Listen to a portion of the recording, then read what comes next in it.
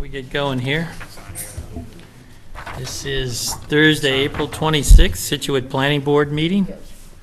We have an agenda that's been posted. Do we have a second on that agenda? Second. All those in favor? Aye.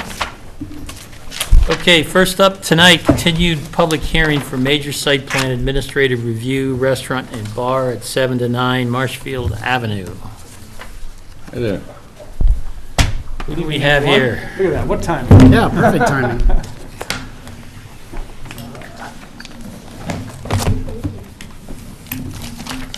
Thank you for seeing us this evening. For the record, I'm Attorney Steve Gard. With me is the applicant, Steve Lehman, and Rick Grady from Grady Consultants. As I'm sure you are well aware, I have submitted a comprehensive memorandum back on, I believe it was on the 19th, or prior to the 19th, and Mr. Grady had submitted a revised site plan which addresses the issues from both, as well as we could, the comments from some of the neighbors, counsel from the neighbors, as well as a meeting that myself and Mr. Lehman had with Ms. Joseph, the town planner. So that having been said, I know that there's been multiple public hearings on this, and I'm new to the dance, so I will not bore you with repeating lots of things, but I did think it might be appropriate, should the board agree, that Mr. Grady run through some of the highlighted things that we put into the memo that are located, you could point out to you on the plan. That having been said, Mr. Chairman, if that is acceptable to you, we would be happy to have Mr. Grady I think that would be fine. run through a few things for us. Okay. In a relatively swift fashion, so we don't drag it out for you folks. I know you've seen this several times in the past. So, Rick? Okay, thank you. You. From Attorney Gard's letter, I'll just run through these quickly for you. The applicant has agreed to the design review committee recommendations. Everything in that letter from March 22nd is acceptable to the applicant. We had a discrepancy apparently with the name of the applicant on the plan that has been straightened out. We've added a signature block to the plan as requested. The zoning table, apparently the previous attorney had one that didn't match what we had on the plan for a zoning table, so we have updated it so it reflects the zoning table that was submitted separately. Waste disposal has been updated on the plan. The applicant proposes to use commercial barrels to the rear of the property that will be removed from the property on a daily basis and disposed of. That'll be within a fenced area to the rear of the existing building. Gates have been added where needed to access those areas. Those gates are located in this area here and in the back area as well. The deck was revised to shorten the deck from 16 feet to 12 feet to bring it further away from the property line to allow for access to the gate in the refuse area. The plan was revised to provide an access or egress gate from the deck with notation that emergency exit only. There'd be a crash bar on the gate with an audible alarm. To minimize impact on the neighborhood, there is no proposed seating or food service in the deck area. There will be no outside music played in the deck area. The deck materials are to be a composite decking material along with railings to match the existing railings on the front of the building in accordance with the Design Review Committee recommendations. Deck smoking. Smoking will be allowed in the outside deck area only as long as the doors to the interior remain closed. The deck was shortened also to minimize risk of improperly disposed smoking products on the abutting property by pulling that back from the property line. Septic feasibility. The septic system is adequate sizing for the proposed use. We've added a notation to the existing ways that Marshfield Avenue and Central Avenue are both public ways. Could you point out where the septic system is? We were actually asked to remove it from this plan during one of the iterations. There's a series of tanks and a pump to the rear of the building here, and there's leaching in the front and along this area here as well.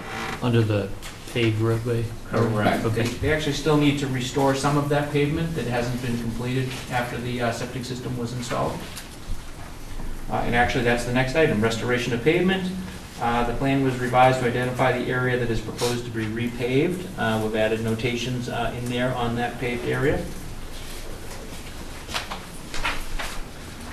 Traffic flow, We identified the public ways as well. yes. For everyone. Yep. Directional arrows have been proposed with one-way traffic proposed. Sign locations have been identified on the plan, will comply with the Scituate sign bylaw.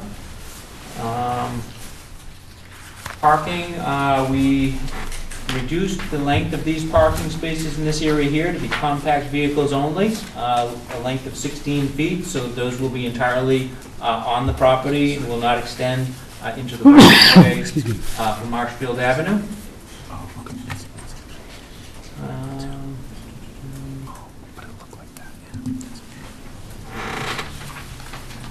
We've added proposed striping adjacent to these parallel spaces here to make it obvious that pedestrians could be utilizing that area or walking to access the building. Snow stockpiling area has been added in this area here, along with notations that if necessary, the snow would be removed from the site. A note has been added to the plan that no exterior alterations to the building except the outside deck are proposed, and that any painting will match existing colors. Lighting, to minimize the impact of lighting and maintain illumination within the property boundaries. Outside lighting locations are identified on the plan on the side of the building. There's a number of locations. And that would be a style in accordance with what the Design Review Committee had recommended. A note has been added to the plan that there's no wells within the area. All access doors of the building have been added to the plan. There's an existing 3-foot swinging door here, overhead door here, double door in this area here, double door going out to the proposed deck area, as well as a single door in the back here. All of those have been added to the site plan.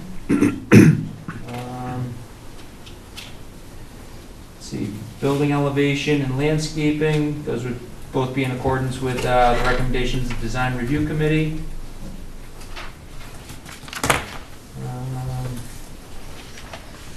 Use narrative, the applicant is proposing a small restaurant and bar with 28 interior seats and an outside deck area. The applicant intends to hire a professional chef, waitstaff, and offer table and bar service with a full food menu. The area is in need of more options for eating establishments. And unless Attorney Guard has anything to add, I'll be glad to answer any questions. Just a couple of things. I know that you've received a memorandum from the Board of Health agent. I just met with her a little bit before, and, good news is that she confirmed that the septic system is adequate to handle the proposed use of a restaurant. The issue with the water line, I wanted to point out, and I did discuss that with her. So, and I needed to have an understanding of what was going on. So the septic system that was designed by Mr. Grady, that was done about a year ago, involved the relocation of the water service line up on the top of the plan. Rick, if you just kind of point out where it was. And I apologize, because Jennifer offered to give me one of her plans, and I said, oh, I don't need that. So it would be helpful right now. We to have can it. see it here. Yeah. So so at the time Grady filed the as-built plan, once the septic system was completed, it was not required to identify the water line on the plan, but they have since imposed some new rules for the engineers to now locate those water lines. So we're fairly confident that that water line was moved, and Mr. Grady and I have chatted, and we've committed to Jennifer to provide her with a amended as-built plan locating the water line in its relocated position. So assuming the board would see fit to approve the site plan tonight, we could condition it on us obviously complying with that. The line that you show on the plan right now was the existing Yes. location? And if you picture the line kind of goes like this, up a little bit, and then along the property line, and then back to the building. So it gets away from that leaching area. Does it go under the parking spaces? I think it is underneath the parking spaces. That's right. And that brings me to the next question. The next note was that we are requesting for you guys to allocate 5 of the spaces to public parking. The reason for that is we originally asked for 3, but we needed 5 now because if you recall, behind the building, up where we're talking about, where that water line is, there were 2 employee spaces up there, and they were really tight, difficult technically, we could access them over the neighbor's property, but it was sort of my opinion, talking to the client and to Rick, let's just ask for 5 spaces instead of 3. There's ample public parking nearby, so that way we don't have to kind of, make these employee parking spots where they would have to open the door and get out onto the neighbor's property. So those are the couple of things that I had sort of noted. Yeah, exactly where is that? We were at the top. Sure. So if you look at the old plan, you'll actually see It was it. like here. If I may approach the, Oh, okay. these spaces here, you see these 2 rectangles? There were 2 more over here. So it would have been stacked parking, and for employees, that's fine. But the thought was that, they would have to get out of the car and kind of go on the neighbor's property. So while if the board saw fit to keep those 2 spaces, we'd be happy to keep them there for employee spaces only. Nonetheless, we just thought it would be better to move them. It would please the board. Dimensionally, they're the same as the parking spaces that are already there, though, right? Yes, they comply by square footage to the parking spaces that are required. I don't know if Rick mentioned, but we are going to identify the spaces in the front as compact cars only, so we stay off the road layout. Keep in mind that we weren't suggesting to encroach upon the improved portion of the road layout like the asphalt. This is the it's the shoulder between the asphalt and the property. But nonetheless, the spaces were designed in order to accommodate compact cars only. Again, we also identify forgive me if I'm being redundant, but most parking lots just, you get out of your car and you walk down the 24-foot aisle, the turning aisle to the grocery store or whatever. In this case, because it's a one-way and it's a 12.5-foot aisle, we've proposed just a striped pedestrian walkways, just to alert, oncoming cars that there may be a person walking, and to direct the pedestrian traffic to that spot to get to the front door. We thought that would be an efficient mechanism to control the flow of pedestrian traffic from the parking area to the front door of the restaurant. The last thing, I think, is there was some concern that, because on that corner, where the parking spaces are, that's land of the neighbor's property who has allowed us to use that land in the past for a long time to park. The plan shows an existing stockade fence, which is not going to be moved, so the landlord or the person that owns that property has been gracious enough to grant us a 20-year lease to use that particular corner of the property. Right, 20 years? No, it's through the duration of the lease. Oh, right, through the duration of the lease for the property. So that we have the legal right to occupy that space for the couple of spaces that actually touch the corner there. And which spaces are those? Those are the, Sure, Rick will show you out. I think in my memorandum, I actually, These spaces right here. yeah. around the turn up here? Right. And I actually had Rick calculate it's This is essentially, the Oh, that's the property line? Must be, yeah. Yeah, that's the property line right there. the area that we're using of the neighbor's property is a whopping 262 square feet. It's not a huge amount of land, it's just the corner and. All right. Anything else at this point? I don't think so. Okay. Obviously, Rick and I will take questions from Yeah. the board if that's. Before we do that, Karen, do you have any additional input or questions? No, it is true that I met with the applicant, and we tried to get the items that were required for site plan review on the plan, and many of them are on the plan. Some items could not be met. They cannot actually locate the shade trees, 1 tree per 8 spaces, that cannot be accommodated in this development. Some of the parking is a little bit not quite per the bylaw. So the board is going to have to evaluate if that is fatal to the project or not. And when you say not quite, dimensionally not quite? Dimensionally, not quite. The parking spaces are 8.5 by 19, which adds up to 161 square feet. The bylaw requires 162 square feet per space. the spaces are narrow, and it is hard to, it will be hard to open a car door when cars are parked on both sides and driving through the one-way circulation. And it is possible that the compact car spaces will still extend into the into the walkway. And certainly, a handicap van is longer than 13 feet, so it would stick out a little bit there. Technically, there's supposed to be an island, a 6-foot strip between the road and the parking lot, which is not there.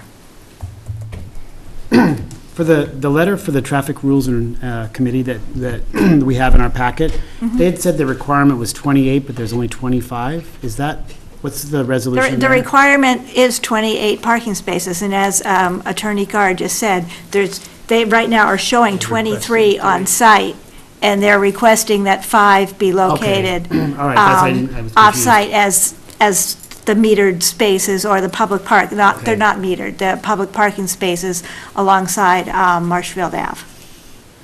I apologize, too. I thought I had included in my letter the request for waivers on the parking lot trees, but I just went through it quickly again. I saw it there somewhere. Did I put it in there? Okay. I think it's the last I item. did- I remember seeing We it. could put some trees in the back behind the dumpster, the rubbish barrel area, but I didn't think that really achieved the purpose of those trees, so I kind of left them out. I'll let Rick speak to the size of the parking spots. I thought we were okay with that in the location, and he can maybe describe that for the board. So the compact vehicle spaces that we're proposing are 16 feet in depth. So it's a fairly substantial depth as far as compact spaces go. What does that mean? What is a typical Well- compact? Is it shorter than 16? If you want to get down into like the Priuses and the things along that line, those are about 13 feet.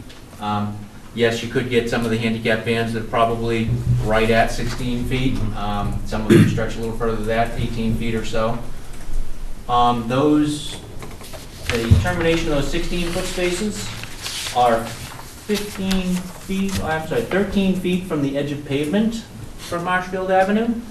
So we've actually got 29 feet from the start of those parking spaces, nose in, to the edge of pavement for Marshfield Avenue there. So in the event that a vehicle did overhang that 16-foot parking space, there's still another 13 feet to the edge of pavement or 15 feet to the solid white line. So they're actually fairly good size. As far as the 162 square feet versus 161 square feet, we could make those 8.6 feet wide instead of 8.5 and comply with that requirement if that is preferred. We'd be glad to do that. That's just a matter of striping, right, Rick? That's striping. Right. Yeah, so.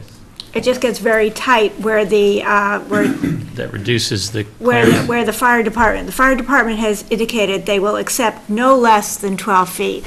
Right. And it gets very tight through there. And if people don't park exactly right, it's going to be an issue. So the nearest or the shortest dimension that we have in that aisle there is 12.3 feet. So if the 162 feet is a critical dimension, we can easily go 8.6 feet instead of 8.5 feet, an inch bigger basically, and still maintain that 12-foot separation. I believe that's the reason why we did agree to do the one-way traffic here. If we look at parallel spaces even out on Marshfield Avenue here, a typical roadway lane is 12 feet wide. So the doors opening and closing for this circulation is no different than the parallel spaces on Marshfield Avenue. It's not an unusual circumstance. Typical turning aisle in a parking lot between the backs of each space is 24 feet. I can see where the fire department got 12. It's not anything out of the ordinary to have a one-way 12-foot turning aisle. Yeah, is how tight is it gonna be to park in there, and do people end up, both sides in on are it. Sure. squeezing towards the middle as opposed to the edge? It would certainly be something that the proprietor would have to make sure that people are parking properly and manage that when they, check on that area. I'm sure that the patrons that try to drive through there will make comments as they come in if people have parked incorrectly when they walk into the restaurant. Okay, anything else, Karen? I didn't really see on the plan, it says there's, I didn't see one-way, I see the arrows would be painted on the pavement, but I didn't see any type of signage off of Marshfield Ave that would delineate that it's one-way. I saw it off of Central, but I didn't see it off of Marshfield, and I think that does become a critical element in trying to get the circulation through the site as you want, as one-way. We could put a sign up, but we have the do not enter signs on the other side, so no one. Right, comes out. I did see that, I did see that. There is one on the fence at the Central Ave Sure. exit. So we could add an entrance-only sign on the entrance side, perhaps? Yeah, that's a good idea. We could do that. That would make sense. Okay. All right. Questions from the board? Bill? Yep. We got a combination of asphalt and concrete, some gravel. Can you just walk me around the building and show me what the ground cover is for that?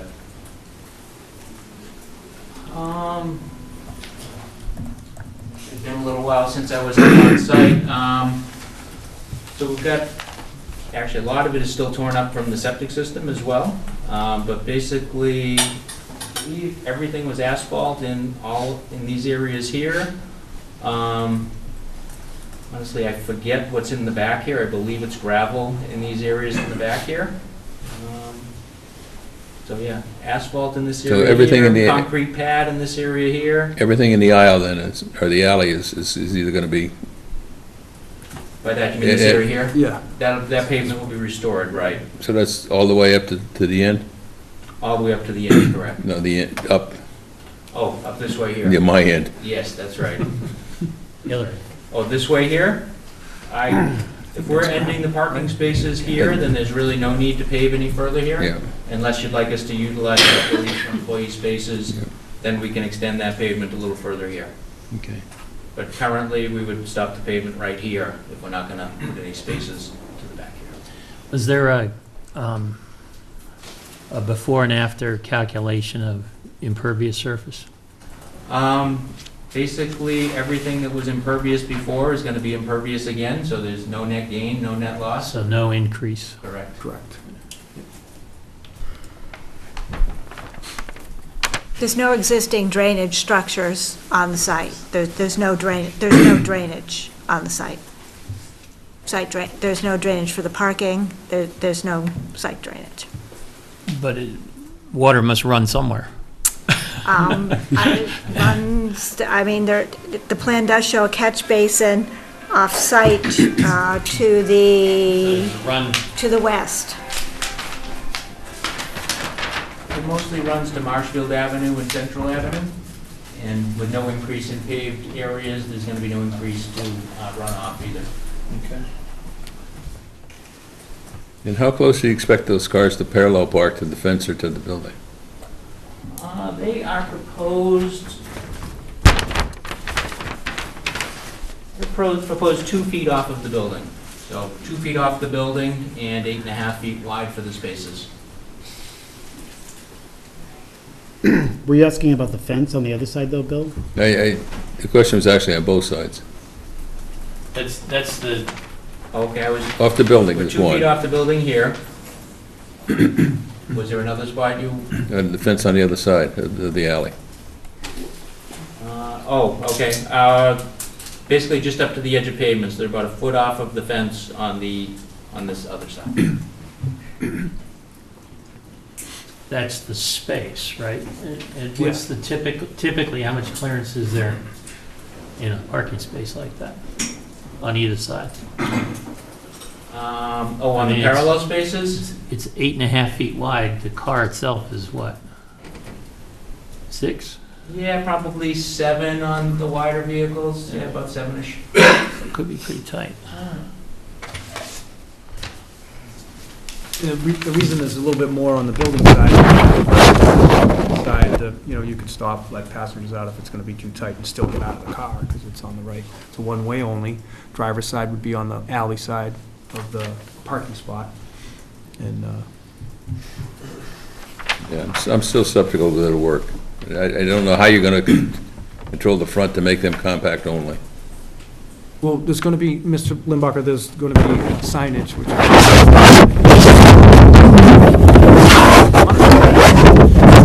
too big of cars, they're going to have to tell them to move. See?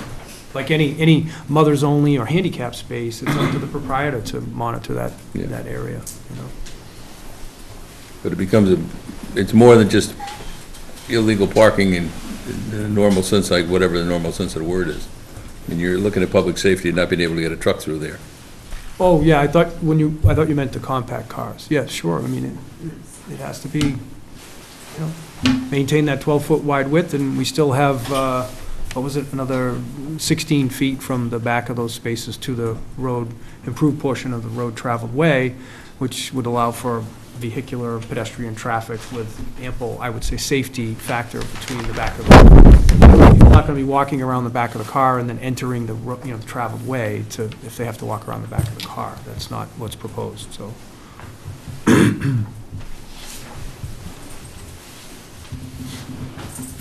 Okay, I'm okay for a while.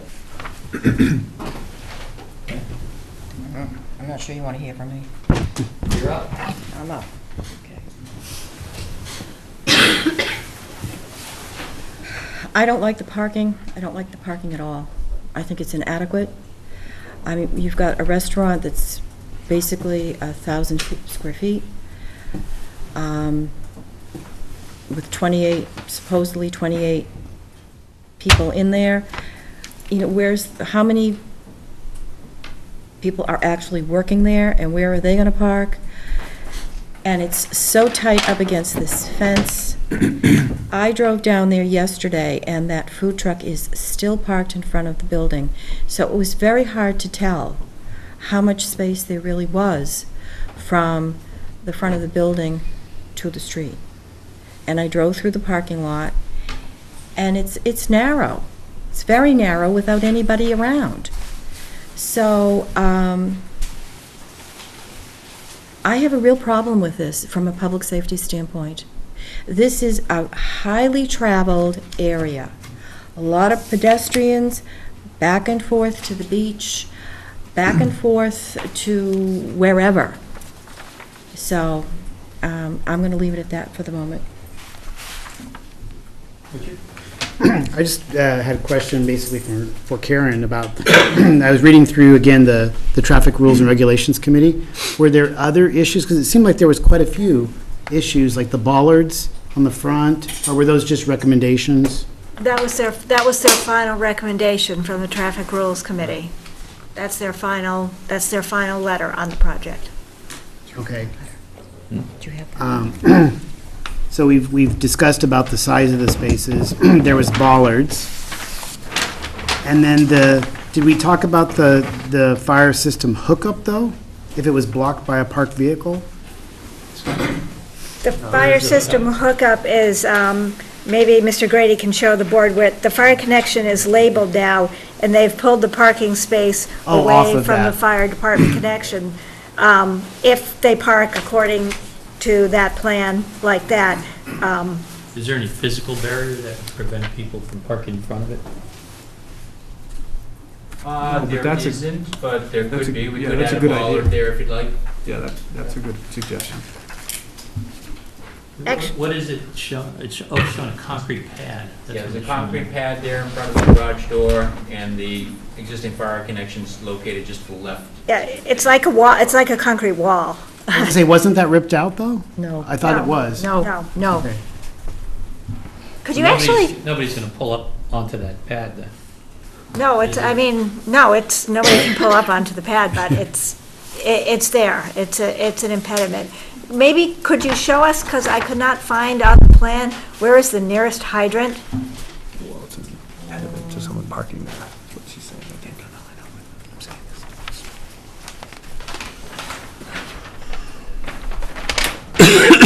I'm not sure. Yeah, we'd have to check on that. I don't have that noted on the plan here. What was the question, Karen? Where is the nearest hydrant? Oh, okay, sorry.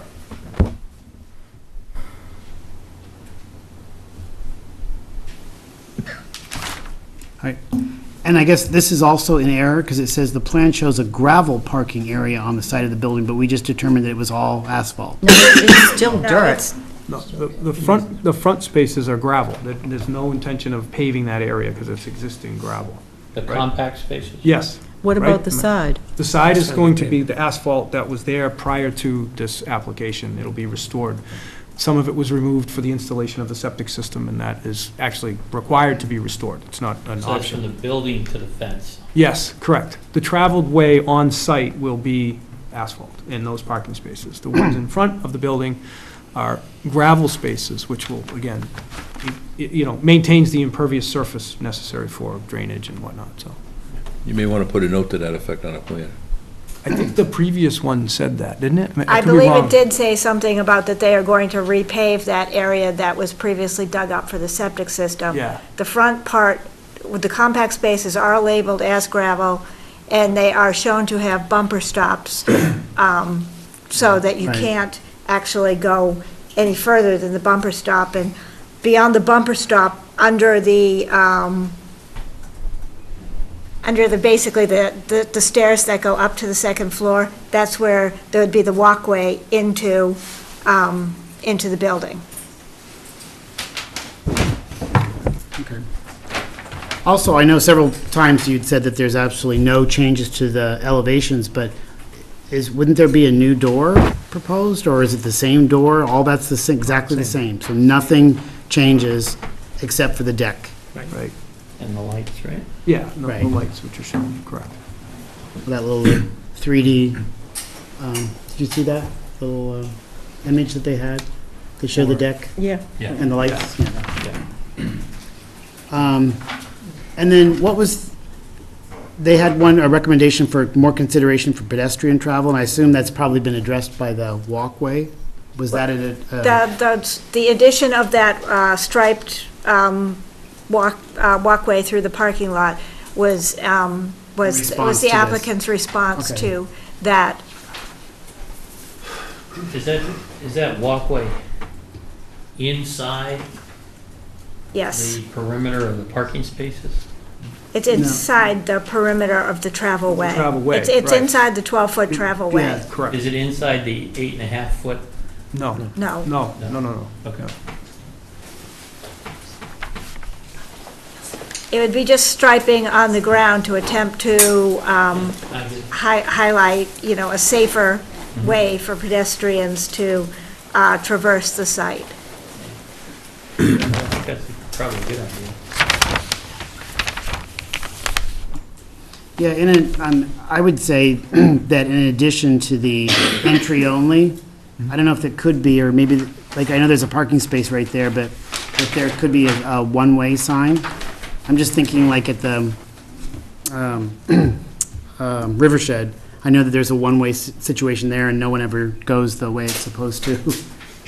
Well, it's a good idea. It would prevent people from thinking they could back out too, I guess, because they're parallel parked. I suppose someone could think if it's a one-way, you're not going to back out. So that's certainly something that would be easily to install to keep the traffic flow concise.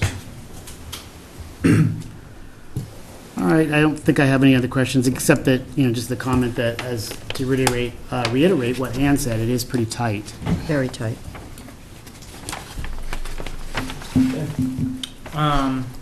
Couple of things. So for the front area, the gravel parking, is there going to be any sort of like curbing installed at grade or something for striping, or are you just going to use the bumper stops to delineate the parking spots? I think the bumper stops would identify the parking spaces. Okay. Yeah. I agree. Or the other thing we could do is we could put down some 4-inch timbers within the gravel too to delineate that as well. That usually works well in Right. gravel. Yeah, that's kind of what it, yeah. So that was the only question. So right now, though, it'd just be there isn't plans for striping or just the bumper stop. Yeah. Okay. And then the other question I have, and this might come out more when we have the public comments, could you speak a little bit about, since you're looking for the waivers for the 5 spaces, kind of what is the parking, off-site parking kind of scenario right now in that area? And, you know, is there ample parking? Is it tough to find spots on a busy Saturday night during the summer? Like, give me like a flavor for how that's going to work. And But that's a good question. I'm not down there on evenings or on busy times, but typically how we do it is we allocate the public spaces that are nearby so that all the businesses can share with those spaces. So I guess I would defer to Mr. Lehman to give you a small scenario, because he's been down there for a very long time in previous restaurants and whatnot. So. Yeah, most of the time at night, I mean, you do get some people walking on the beach and stuff, you know, that utilize those spots and some of the other businesses, but it's pretty ample parking there at night. One benefit with my building is it's underutilized right now, and it has been for 5 years, going into 6 years now. So we do have ample parking on premise for what we're required for the restaurant, which is 7 spaces. The rest of the building is utilized by myself for the retail market, which is usually just 2 employees. So That's a good point to point out. Not that it's a factor to consider, but it's by regulation, we have to design the site for the 28 spaces because of the uses that are there. The restaurant itself is only requiring 7 spaces, so we're allocating the 5 spaces off-site. To Mr. Lehman's point is that it's a large, most of the building is taken up by a large lobster wholesale retail place, which it has very few people there most of the time. So we expect that honestly, the restaurant people will be parking on site pretty much all the time. We expect that to be the case, and I think that's a reasonable expectation, given what we know is going on at the building at the present time. That's not to say that we've tried to design it to accommodate that, because we know that the building could be built out, and then all of a sudden, we've got all these spaces occupied. So hence the reason for the request to allocate 5 spaces to public parking nearby. Technically, in the business district, the only spaces that can be allocated off-site are for office and retail. And it just so happens on this site plan, there are 5 spaces for office and retail. That's right from the zoning bylaw under the commercial business parking area. And then the last thing I was thinking about in terms of, since this is kind of like the business district, and in the summer it's a very kind of neighborhoody area, and that hopefully a lot of these people are going to be patrons of your new restaurant, is I know it's obviously a tight site and you're trying to maximize the parking, but I was just wondering if there's going to be kind of a space for either bicycle storage or kind of pedestrian storage. You know, if somebody came with a stroller and they want to leave it outside, or they're going to ride their bikes from, you know, up Central Avenue and come down to the restaurant or something to kind of in the vein of being within the central business district and trying to enliven this area a bit. Is there a way you can kind of encourage pedestrian patronage and kind of, Yeah, under the front stairs. almost encourage that's a great idea. pedestrian, Yep. you know, Well, the pedestrians bikes, come rather yeah. than driving cars, since the parking is. That's a great, I mean, tight situation. we would appreciate that too. That's a great idea, especially in the summertime, people riding their bikes down to the beach, they want to stop and get a hamburger or whatever. So Rick seems to think that we would have an ample space underneath the stairways. So both of those large stairways lead up to the 2nd floor, so both to the left and right of the double door there's space under those stairs that could accommodate. Well, the right side's the access, though, for the restaurant, though, Yeah. isn't it? So you can't park there. No, yeah, we couldn't put bikes there. It would be under the stairs. Yeah, but technically, you're going to be having people coming down the side. Right. You see your striped parkway, they're going to be going under that same area to try to get to the restaurant door. Right. And also technically, a bike rack is provided, because over 5 parking spaces, when we have over 5 parking spaces, a bike rack is required. So a bike rack has to be located on the site. Yeah, I mean, we did shorten the deck by 4 feet, and there is quite a bit of room on the outside of the deck. We could try to accommodate. That's to accommodate the trash buckets. Yeah, but there's to, still room there. There's still room over there. I think we could fit one in. We could also move the fence back a little bit, the one that, where the gate is that goes into the refuse area. There's plenty of room behind the building. We could move that section of fence back, create a bike rack on the other side of the deck as well. If it's something that the board thought that was important, we would absolutely try to accommodate that. That's all I have for now. Actually, that brings up a good point in the sense of, let's just assume that every space in the front is filled, right? And someone parks to the side. How do they actually get to the front door? Well, there you go. That's my point. How do they get there? You've got those cement things. Yeah, well, I'm assuming, and again, even though the bumper's there, right, your grill actually usually is a little bit beyond that bumper stop. So let's just assume that each car has a little bit, I don't know whether it's 6 inches or so beyond that. And then I'm looking at this plan, it's like, they would basically have to go out into the street, walk down the street, and then through the center. Is that correct? No, none. So we've already talked about the 16-foot deep spaces here and the 13 feet that we have behind these spaces to the street. So our worst-case scenario is if somebody can't walk between the vehicle and the stairway here, and they did come out to walk behind the back of these cars, they're not out in the street. There's 13 feet there that they can walk around behind these vehicles to reach this entrance, so. Okay. If the town was to put in a sidewalk, for example, that's why the road layout, as I'm sure you all know, is much wider than the improved portion of the travel way. The sidewalk would be going along behind along the property line behind those spaces. So that's really again, there's a sidewalk on the opposite side on Central Avenue. It just stops, I think, right? It does end on Central Avenue. It stops at the I think it's shown on the plan, there's a concrete sidewalk on Central Avenue. You can see it on the radius. And then but it doesn't continue along Marshfield Avenue on that side of the road. All right, so. So the fear that someone is going to walk out into the traveled way is 13 feet. They got to walk a long way out there. This does confuse me a little bit. I'm not remembering, we don't have an elevation view, so I'm not remembering what the front looks like. The stairways go from Well, left to right on the drawing? I think there's some pictures in you there. did get it, you did get an elevation. Yeah, it's like the 2 stairways are like this. I think I have. I don't know if I have it really there. Karen, these are the pictures that I printed out. You want to just show them those? I think those are what we submitted. Yes. You got a picture, that's good enough. May I approach? Sure. This is just, I printed this out, so I'm pretty sure these are the pictures that I submitted before. This is the front that shows the jack in relation to the stairs. And this was also submitted as your elevation. I remember that. Okay, so, This was also submitted as, all right. Let's just open that up.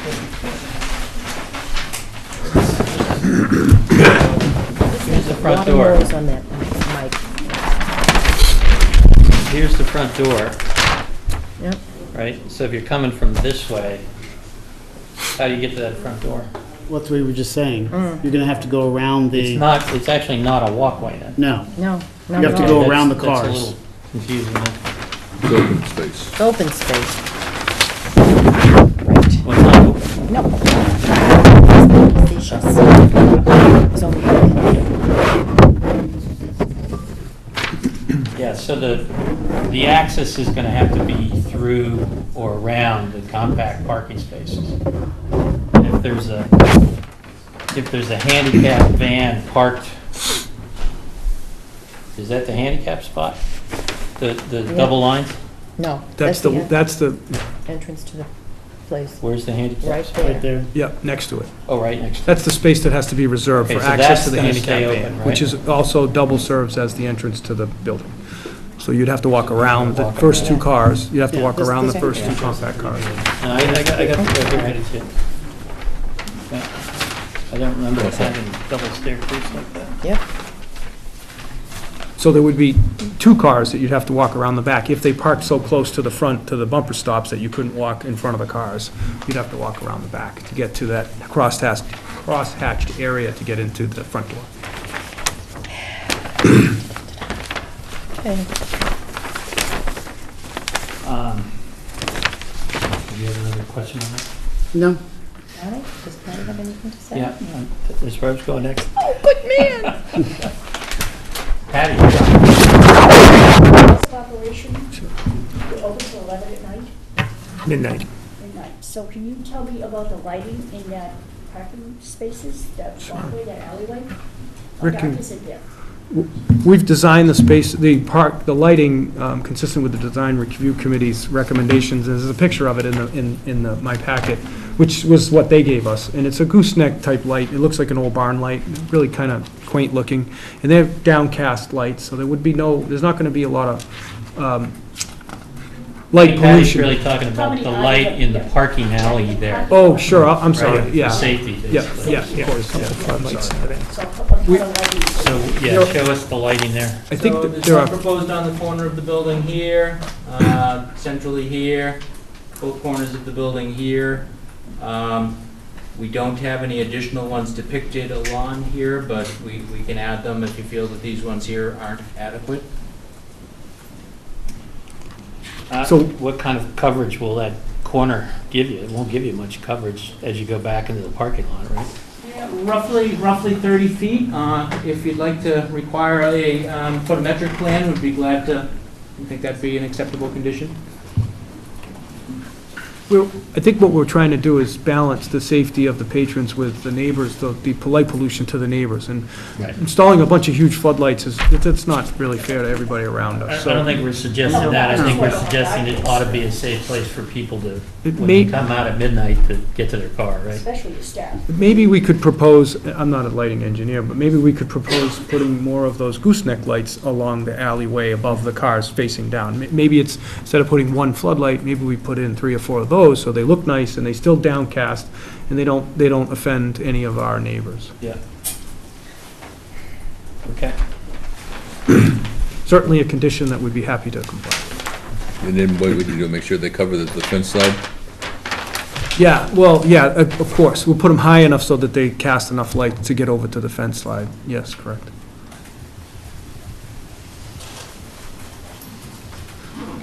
Okay. Question I had for you, I think we've covered a lot of issues, so I won't repeat them, but one thing you've identified here is a snow stockpiling area, which looks like it's taking out, I'm not sure how many parking spaces. What's the plan there? So, Is that what you're doing, is taking out parking spaces? yeah, we're proposing to stockpile it over by the fence side and remove it from the site as needed. So if the business warrants during the winter time that they need to free up those spaces, then that snow can be removed from the site. But we'll always maintain a 12-foot Correct. Oh, yeah. drive through there, right? Correct. So the stockpile will have to be linear as opposed to spread out, right? Correct. Yep, and that is how we depicted it on the plan as well, so it does Okay. not encroach into the access.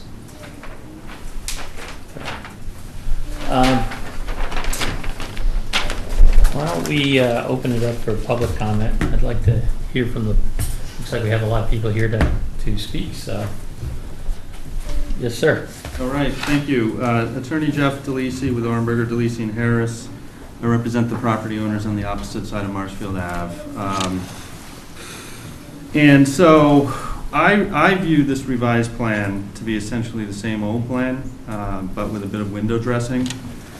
I see that the fact remains is that the site as laid out can't safely accommodate the various uses of the property and the applicant. And even though the applicant's willing to try, I just think it's simply unable to meet the minimum standards. I wanted to remind the board that under section 770.8D of the zoning bylaw, the planning board has discretion to deny this type of plan if it's contrary to the health, safety, and welfare of the public, and you can't condition it accordingly. I know that there are a lot of people here. I know that the board is familiar with my various letters that I've sent in. I have a list with respect to this revised plan. I'm going to try and keep it short. And I'm going to start with parking, okay? The tenant, who is the applicant here, has provided the board, I believe he filed a lease with the board for the actual property itself. And in the lease, at section 10.02, which is on page 11, it says the landlord reserves the right to reconfigure the parking spaces in the parking area. The tenant has the right to park only up to 8 vehicles on the site, provided that the landlord reserves the right, in its discretion, to designate one or more parking areas for all tenants of the building, provided that no employee area is located in the front of the building, and that such parking does not materially interfere with the warehouse or office operation or parking at the property. So I think that the inherent in that language is that despite what we see on this plan, the landlord reserves the right to go in and change it. You got to remember, this is a 1,000 square foot restaurant in a 12,000 square foot building over 2 floors. And so if the landlord decides to reconfigure because it wants to convert a warehouse space into a different space, for instance, then guess what? It's going to do that, and guess which parking spaces and which patrons are going to be out of luck? It's going to be the restaurant. Before you go on, you were reading from a particular section. Is that something we have? It was a lease? Yeah, that was a lease that Karen says you guys have. We did get a copy of the lease, so he's probably reading from So- the, It's probably 8 from spaces. earlier. Yeah, Was it- so it's page Right. It says 11, we get section 8 spaces, we need 10.02. 7. I think the board should look at it, because it just gives the landlord the ability to change all of this. Okay. On this parking space configuration, bylaw section 760.3 is clear, 162 square feet are required. And the entire parking area and all of the driveway are required to be paved. There's a reason for that, and that's to safely direct people with markings along the pavement. It still is unclear to me as to where the edge of the pavement is and isn't, or was and wasn't, or will be or won't be. I think that it's clear, however, that the pavement's not going to go up to the edge of the building. And it's only limited, even in their order of conditions, to only that area that was disturbed in order to do the septic repair. That's not the entire site, though it's being presented to be that way, exclusive of the front of the building. But nonetheless, even the front of the building has to be paved and has to be properly striped. On the issue of striping, this is not a pre-existing parking lot. The lines that you see on the plan don't exist. There is no parking on this property that presently exists. And so I think that's important. Absent a pre-existing lot, I mean, really, they should be forced to comply with the literal terms of the bylaw. Karen pointed out that the bylaw does not allow the planning board to waive the parking requirements. You don't even have the discretion to do that for business use of restaurant. You only have the ability to do it for retail and office space, and that's it. That's what the bylaw says. It would be nice if it was restaurant, but it's not. Additionally, the lane width. I happen to note that at one point in time on one of the previous iterations of the plan, there was a concrete wall that spanned a linear distance to the side of the building, about 20 feet in length or thereabouts. That wall is still there today, yet it's not shown on the plan. It's proposed to stay there, and that wall literally takes up about 3 feet in width from the edge of the building, and about 2 of the parking spaces along the side. So I happen to have a photo of it. on my phone, so you can see where it is and how the cars park. I'm not sure where that is. I do, I know exactly where it is. So I can you saw point it it out, yesterday. can you point it out on the drawing? So that, So if you look at their as-built septic design plan, which was the very first quote-unquote site plan that was filed. how about this site So plan? I'm going to show you, all right? You'll see it here. This is where it was depicted. What are we talking about? That puts it right around here, right to this point, which is 1.5 parking spaces in my calculation. But we don't know because it's not shown on this plan. So, can't be definitive about that. In a previous conversation, though, I thought that, a previous meeting, I thought for sure that they were going to remove that. Is that not? I remember that too. Yes, Is that that was, the case? yes, it is the case. To be removed. To be Yeah, removed, yeah. It'll be removed. Yeah, it And- has to be. and it's not. It'll be removed. But it's not shown on the drawing as existing to be removed or anything. We don't see that here. I can't tell from the faded lines versus whether that's I don't think it's on- depicting an it's not on existing here. condition or I think not. it was, and we were asked to remove it at some iteration of the revisions. Okay. The intent is to remove it. Yes. Certainly a condition of approval for the removal of that concrete wall would be acceptable. It was intended to be removed, I think it just got omitted from the plan because we thought it was going to be removed, so. In addition, I just wanted to kind of amplify the concerns of the board on the width of the spaces. You're assuming that cars are going to park. I want to know definitively, are all of these spaces going to be striped with pavement, or are not all the spaces going to be striped? We need to know that because cars need to be directed as to where to park, especially when you have such a tight space with 12 feet in width. I think that you got to require the applicant to pave the entire, well, the bylaw requires it to be entirely paved and properly striped. Additionally, the loading and unloading area for the, I guess which is where the door is located at the rear of the length of the building for the retail establishment that's in there, as well as the loading and unloading area for, I guess, the warehouse use of the building. I don't understand how that interplays with, what happens when trucks are loading and unloading. How does that affect the parking on the site and access and safety issues?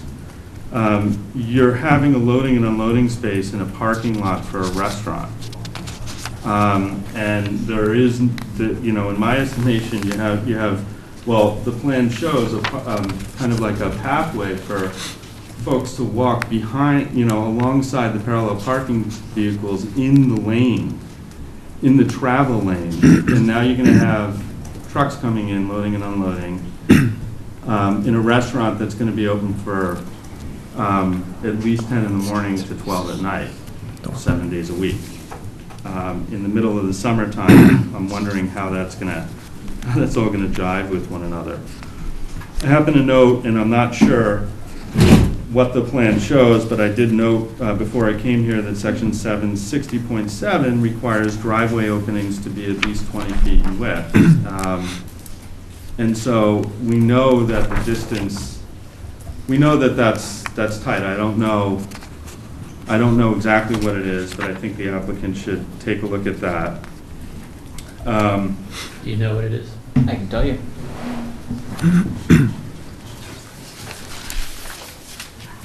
Uh, 21 feet off of Marshfield Avenue, approximately 30 feet off of Central Avenue. Okay. Thank you. The lease with the neighbor, again, kind of like the lease with the landlord, we have a situation where it's a one-page, one-paragraph lease that is not in recordable form.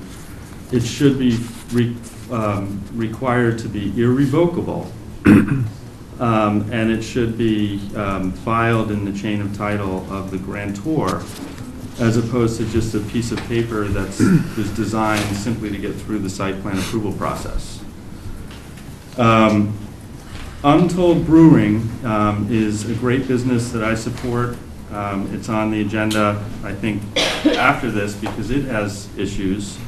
My understanding is its parking do comply with the parking requirements, yet there are still issues with the use of the public road, and I think that this is a great opportunity now to address issues before they become problems.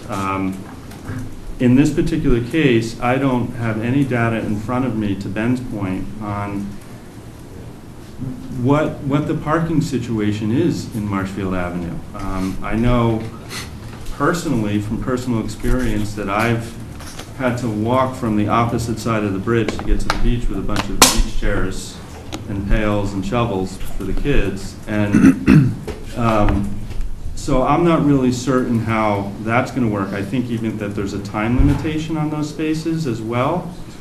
So there's 2 hours apparently. So there's no data in front of the board to properly assess how off-site parking can properly accommodate this use or these combination of uses. So the septic system, I think it was mentioned at the beginning of the hearing, the septic system is partially located, at least the grease traps and some components of the system are partially located under the deck that's being proposed. Well, how do you access that? How do you pump it? What do you do? I'm not sure if it's an issue or not. I'm not a septic person, but I think that's an issue for the board to take a look at.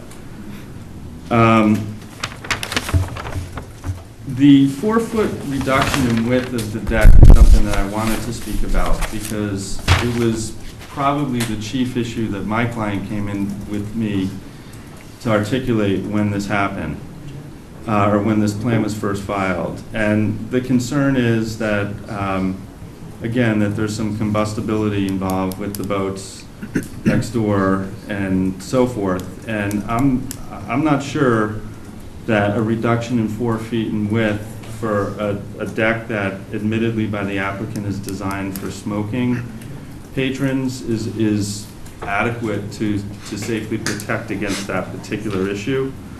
And it's a real issue with fuels and bubble wrap and winds out in the area. Additionally, I question whether or not the deck can even have a gate on it because they're serving alcohol out there. I know that there are some aspects to the deck that might allow it to be restricted, but I'm not sure how to deal with that. I think the landscaping is important because we're not just talking shade trees. You're talking the whole concept of the parking requirements in the zoning bylaw for site plan review is to create islands and buffer areas within parking spaces that serve a safety purpose, not just an aesthetic purpose, meaning to direct traffic and keep people out of unsafe areas. And there's no proposal for any of that, admitted, and we know why, because the site can't accommodate it, and I understand that, but if the site can't accommodate it, then the use is not appropriate for the site. On the front parking spaces, there's no provision in the bylaw that allows for compact spaces. You still have a situation where you have a handicap space that is vastly undersized. And then you have a situation where there are beachgoers and pedestrians, whether there's a sidewalk or not, walking in that area all the time, kids, and we're creating parking spaces that back into not only that type of hazard, but also cars that are turning right to go off the island on one of only 2 access points to leave the island. That is a massive, massive public safety issue. And again, there's no traffic data. There's been nothing given to this board to assess peak time traffic or anything. Very important.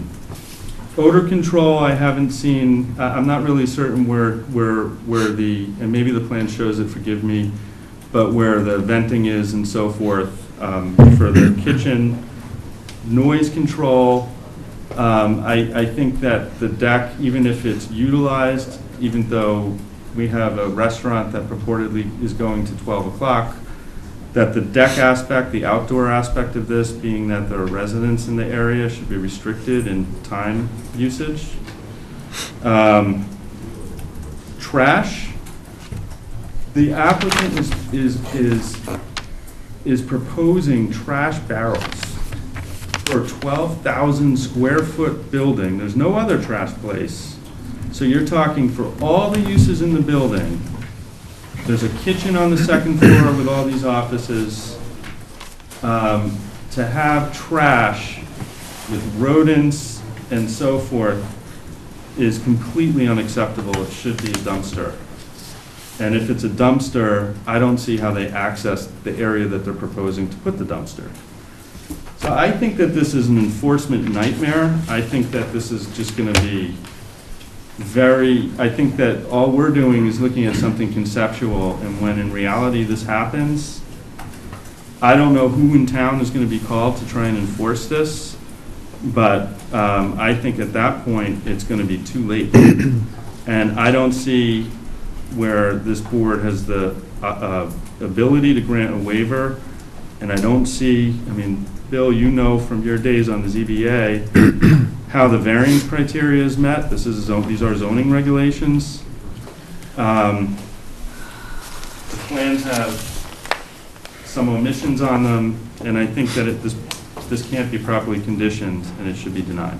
Okay, thank you. Thank you.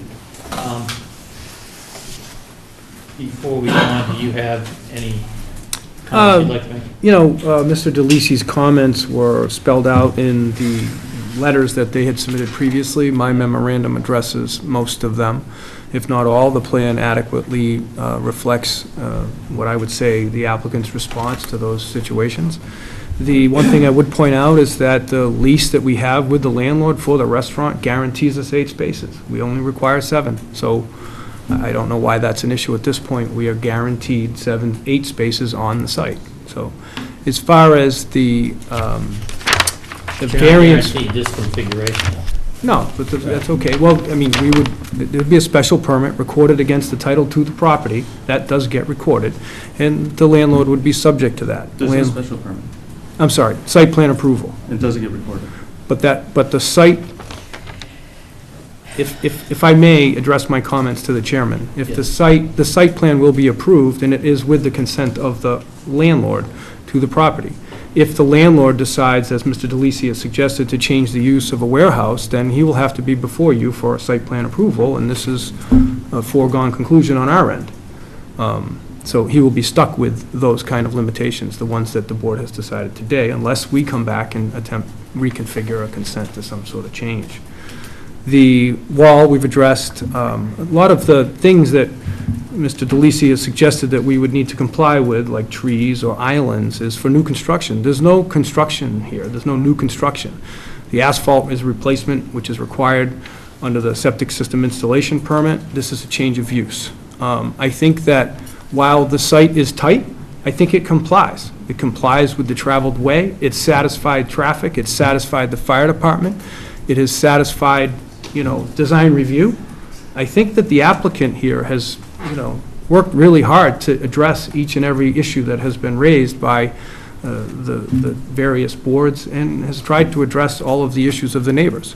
This is a business district. This is a business proposal. It is what the town wants for this particular area of town. They want businesses located in this district. So, again, I don't want to reiterate my issues. I just rely on my memo and the plan that we've submitted. Okay, I just want to give you a chance. I appreciate that, Mr. Chairman. I'd like to hear from others who've been here. Yeah. Yes, sir. Hi. Can I pass this out to you guys? Can you identify yourself? Stephen Medeiros. I'm the owner of 6 Marshfield Ave in Hummerock. Make sure that Aaron and Shari get a copy.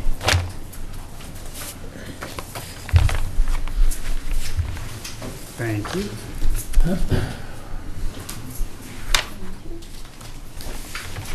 Thank you.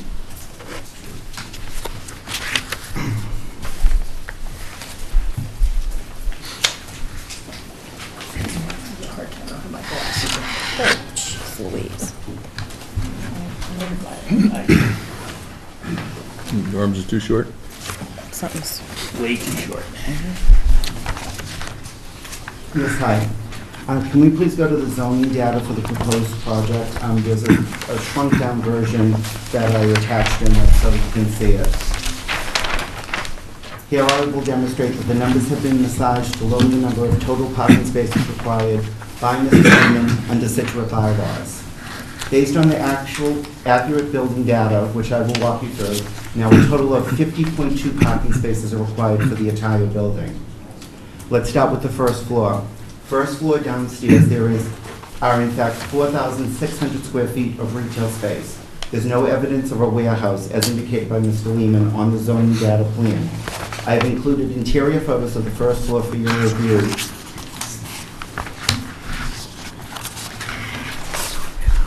So if we go to the first photo, this is the area where people can go in and purchase retail lobsters, scallops, whatever seafood he's selling out of there. In the foreground, you can see the green area. Those are the lobster tanks. The deli counter, which has seafood in it. Next to that is a soda refrigerator, and next to that is a sandwich area. If you look up to the right on the top, there are boxes and everything for takeout orders. If you look at photo number 2, that shows you the interior from a different angle. The door that you see straight ahead, that is the door to come into the store. You're able to come into this business and walk over to the tanks. If you look over at photo 3 and 4, on photo 4, you can see that there's a pallet or a step up where you're allowed to go up and look into the tanks and pick out your own lobster. Mr. Lehman has this down as all warehouse. There is no walls, nothing to delineate that. There's a warehouse section of this and a retail section. Because people are allowed to walk throughout the premises here, this is all retail space, in my opinion.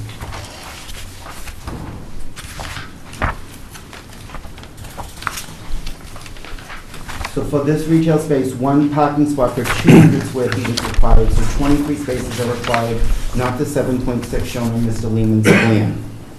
Downstairs, there is also the 1,000 square foot bar room. For this bar room, one parking spot is required for every 4 seats, so 7 spaces are required for the 28-seat proposed bar room. So we're just on the first floor of the property. So retail space, 4,600 square feet, 23 spots. Bar room, 1,000 square feet, 7 spots. And Mr. Lehman's plan shows 400 square feet for retail space that is not included in the 4,600 square foot I'm identifying tonight as retail space. Thus bringing the total number of parking space required for the first floor to 32 parking spaces.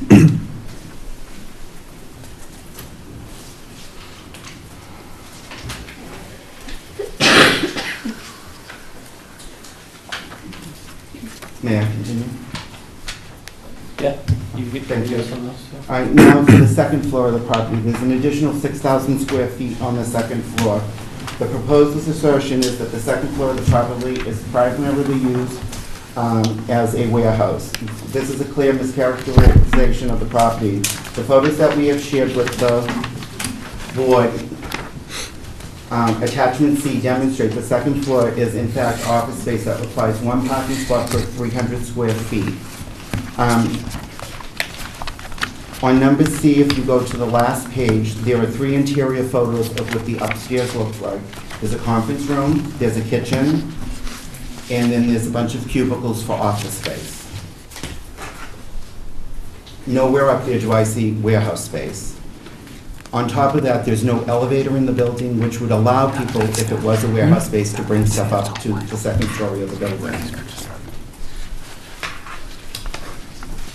So now we have 5,000 square feet of office space, requires 16.6 spaces, or 1 parking spot per 300 square feet, based on Scituate bylaws.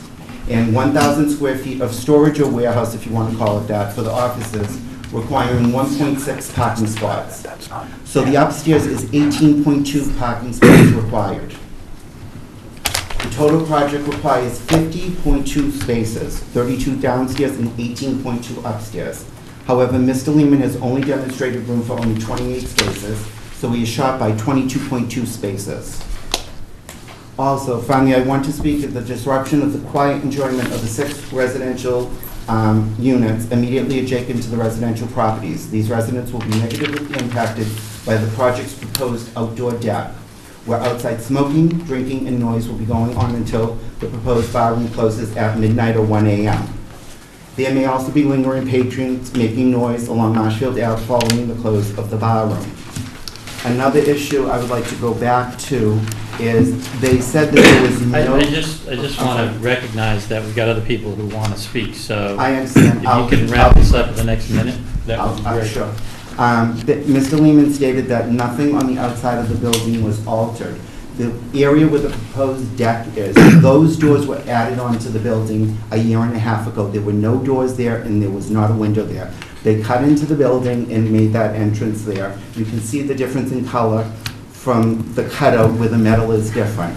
And last, in the back of this, I have attached UV sheets from the property dating back since 2002 forward to 2015 they go up to. On all of those, there's area photos of the land. Never has there been blacktop on the property going back from 2002 to 2015.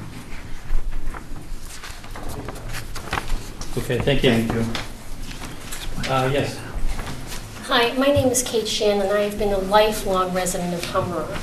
I don't know how many lifelong residents we have in this room, but I would like to address you from my point of view. First of all, thank you. And excuse my voice. First of all, I would like to say that as a Humrockian, we pride ourselves on supporting one another. We don't pride ourselves on beating our neighbors down. My impression is that Mr. Lehman is he's working in a building that's been priorly built there. He didn't build this building. He's adding to the community by occupying space within a dwelling that's already been there. It's a family restaurant. I don't know of any establishment in Humrock or Scituate or Marshfield that is now a bar room. I think that's pretty outdated material. For myself, it's a family restaurant. I would be taking my 82-year-old mother there after she would to get her hair done and go across the street for lunch. Perhaps I'm a little bit confused on the parking situation where the parking across from the said property on Marshfield Avenue, people park along that street daily, whether it's to go have breakfast or walk the beach or walk a dog. People park along there all the time, so why can't a customer as myself park along there? I don't understand that. I'm missing that point. So when you come over that bridge and you're entering into Humrock, take a right. There's a parking spot right there. There might be 5 others. You're not backing up. You're actually pulling out. And when I drop my mother off to get her hair done, I actually pull in, and I have to pull into their parking lot so I can let her out on the right side of the road. So you park where you can in Humrock. And at night when people are off the beach, I don't see why you can't use these parking spots that are on the street on Marshfield Ave.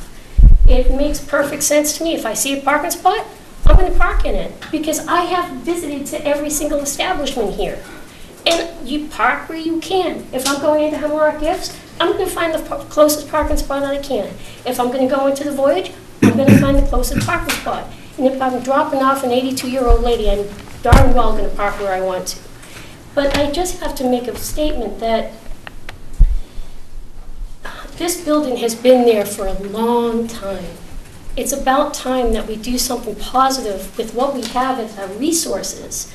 We want restaurants in Humrock. I don't want to travel in a rainstorm or snowstorm and try to find a meal when I have no power in my home. So those are my concerns, and I speak to a lot of members of Marshfield and Humrock, and my family does own the Bridgeway. And you know what? They're behind this.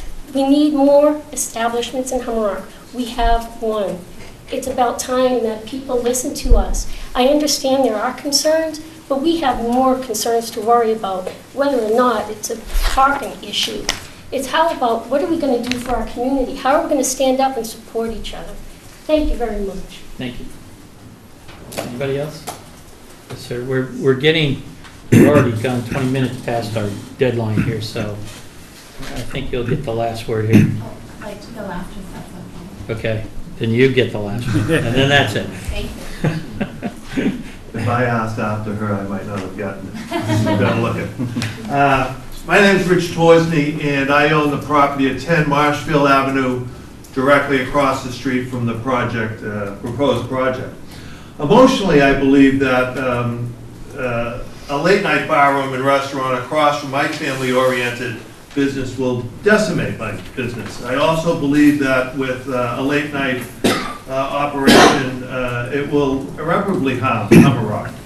However, the board will not make a decision on emotion, so I'll speak to the facts. Specifically, I'll focus on the proposed project failing to comply with the bylaws relating to traffic safety at intersections and to safe, functional, and convenient pedestrian and bike access on the proposed barroom restaurant property.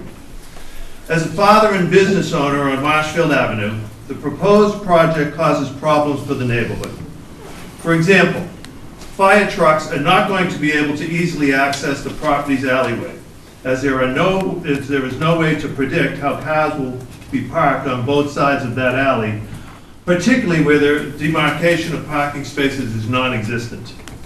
Moreover, when the delivery trucks or other vehicles make their regular stops and are backed into the retail building entrance at the right rear of the building, with cars parked as proposed, they will completely plug the property access and prevent any vehicle from passing through the alleyway.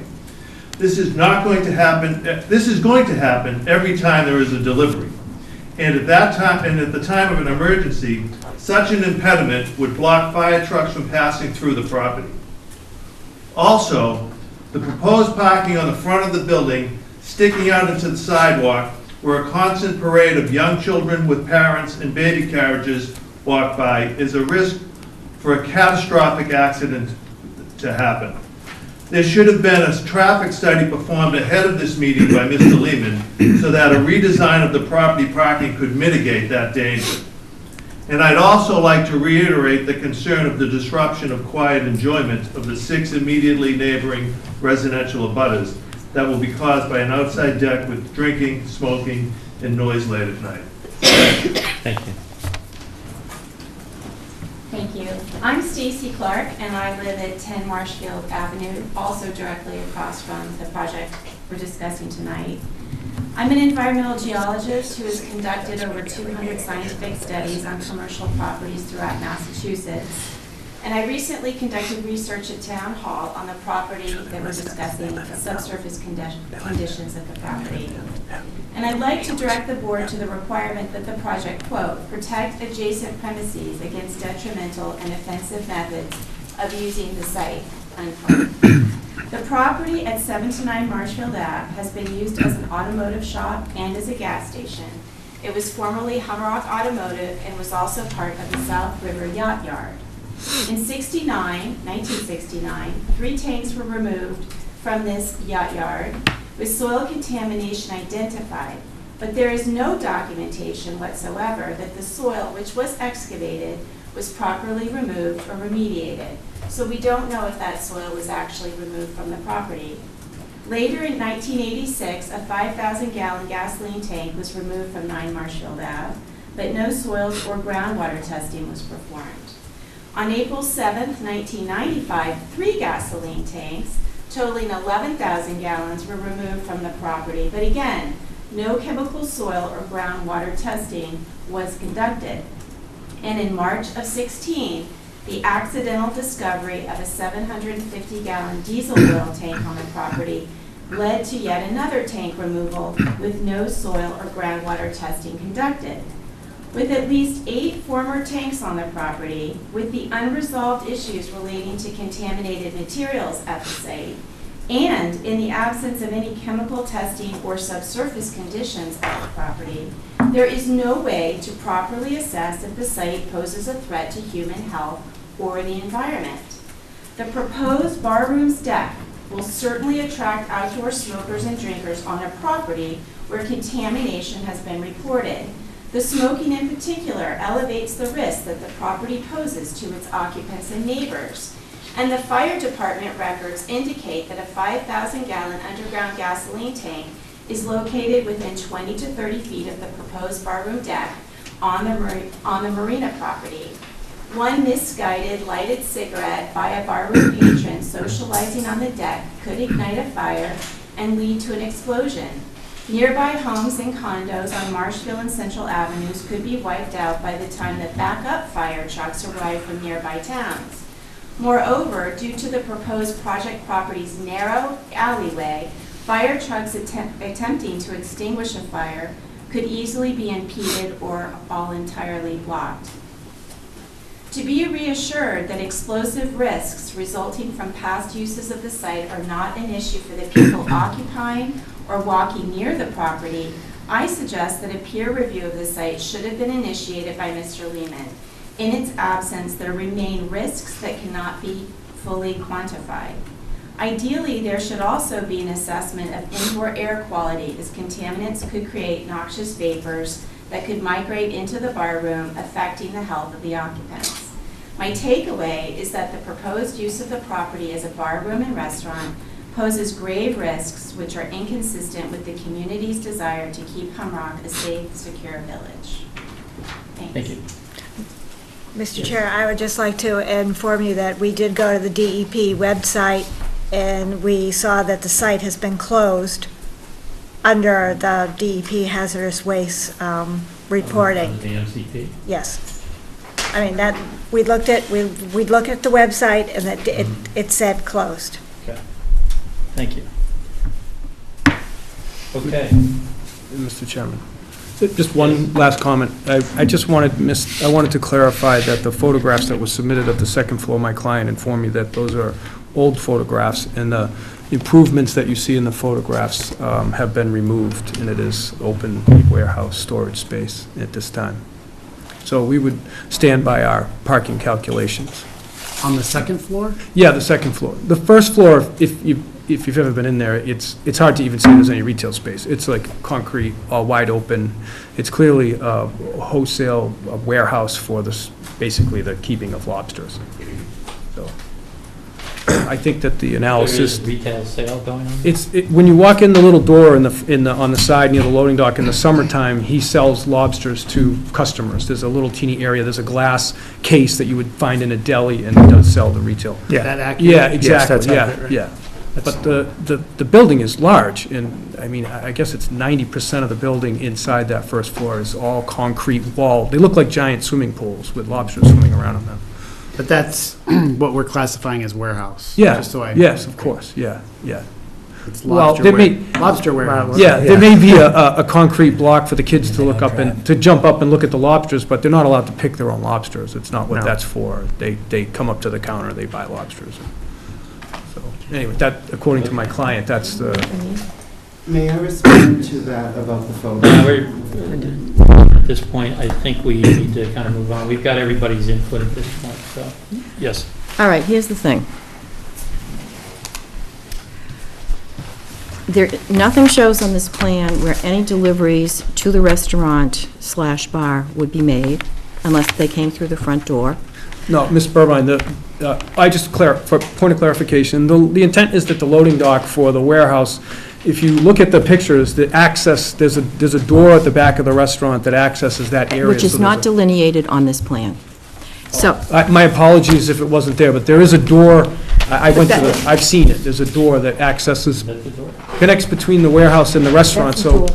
no, he's talking about a door from here to here. Oh, we don't have a. We don't have a door. All right, that Yeah, said, there is gonna be. a that door. said, Yeah. okay? Sorry. Here's another thing. Here's a picture of the porch, the steps, with posts that hold the whole thing up. So Sure. you can be, it's going to be really hard to put bicycle racks or anything else under there. I have a real problem with people having to come down this walkway, go into the street to go into this restaurant. To me, it's an inadequate access to a restaurant. Secondly, the parking, whether it's 7 spaces or a gazillion spaces, it's inadequate because you can't get out of your car. We were told 6 months ago that cement, whatever it is, partial retaining wall was going to be removed. It's still there. We were told that the food truck was going to be removed. It's still there. As far as I'm concerned, this is inadequate. The parking is inadequate. It's about public safety. The deck, how tall is the deck? How high up is that railing? 3 feet, probably. And anybody can climb over that without any trouble at all. Therefore, because of public safety issues, because of people walking back and forth to the beach, from Central to Marshfield, and I certainly understand your concerns. I certainly do. This isn't the place for it. It's too small, it's too constricted. We're pouring a gallon into a pint, and it's not going to work. So, it's inadequate, and therefore I cannot support this at all. I can't. Still. I can't do it with all the emotion that Ian has, but I reach the same conclusion. I really have trouble coming back to it. And it's not that I don't want to do it, because I've been supportive of just about every business that's come in front of this board. But I think I got an obligation for making sure that it works in public safety, and I don't sense it, I don't feel it. I think what I would, I'm a no vote, but I think I would suggest that if there's an opportunity in your mind to withdraw, you may want to do that. Thank you. Other comments? I just wanted one last clarification, because I think there's been some, I don't know, maybe misunderstanding. Like, now that I'm looking at the plan and after some of the comments, there is a delineation that says edge of pavement on the, where it's the existing asphalt, where it says one way to the right of the building. So on the, what we're calling the alleyway, I guess, is that correct where that says edge of pavement? Yes. So basically, the parking space is not half, but it's a considerable amount is really gravel, or whatever that, from the edge of pavement to the building itself is what, dirt or gravel? Yeah, about 1 foot of that area, yes. So, as a patron, if I were driving up here, I would assume that my car should be on the edge of pavement, meaning that I would never drive my car over the dirt part of that. I would keep it on the pavement. If I'm keeping the car on the edge of pavement, then now I'm well over into the 12-foot-3 space, I guess is what I'm trying to say. You're also on the pedestrian walkway. I'm in the pedestrian walkway, and I'm inside the 12-foot-3. So this is, I don't understand how you can have that be a parking space delineated properly when I don't think anyone is going to actually park that way. Does that make sense? Sure, yeah, I understand your concern. I guess what I would say is that I think people would be more apt to park inside the lines than not on the asphalt and on the gravel. I would never drive on the gravel. Yeah, so I guess I look at it like I try to park inside the lines. Pedestrian walkway if it's paying for it. No, my assumption would be if that was the edge of pavement, I'd be like, ooh, I gotta get my car right up to the edge of pavement. But that's, anyway. Sure. So I guess what I'm doing is basically trying to say that no one, I want to state, like Bill says, no one supports businesses as much as I do. I want to have businesses in the town as well. But I feel like we're trying to stuff this in, and there's a lot of public safety issues that I'm just concerned with, so I'd have to be a no vote too, at this point. Yeah, to kind of reiterate what Richard and Bill said, I'm all for supporting, new business ventures in town, particularly in a business district, in kind of a downtown area, if Humrock, if that's what it is in Humrock. Village. Village, yes. I just, I don't know how comfortable I feel with the quote waiver for the 5 parking spots offsite without knowing a little bit more, I guess, about how that would work. I'm just kind of concerned, for instance, we have the harbor has Cole Parkway or something, so we know, all right, all the cars for that are frontage on Front Street, or the people park in the back of Cole Parkway and the municipal lot walk in. I'm just I would be happy, I'm all for walkable communities and businesses, and believe me, I've spent a lot of time in the city, and I'm all for not having cars to go to businesses. I'm just a little concerned about the public safety aspect of the parking that's on site, and then I would love to make it work off site, but I'm just not at this time sure how that would work. I guess that's my concern.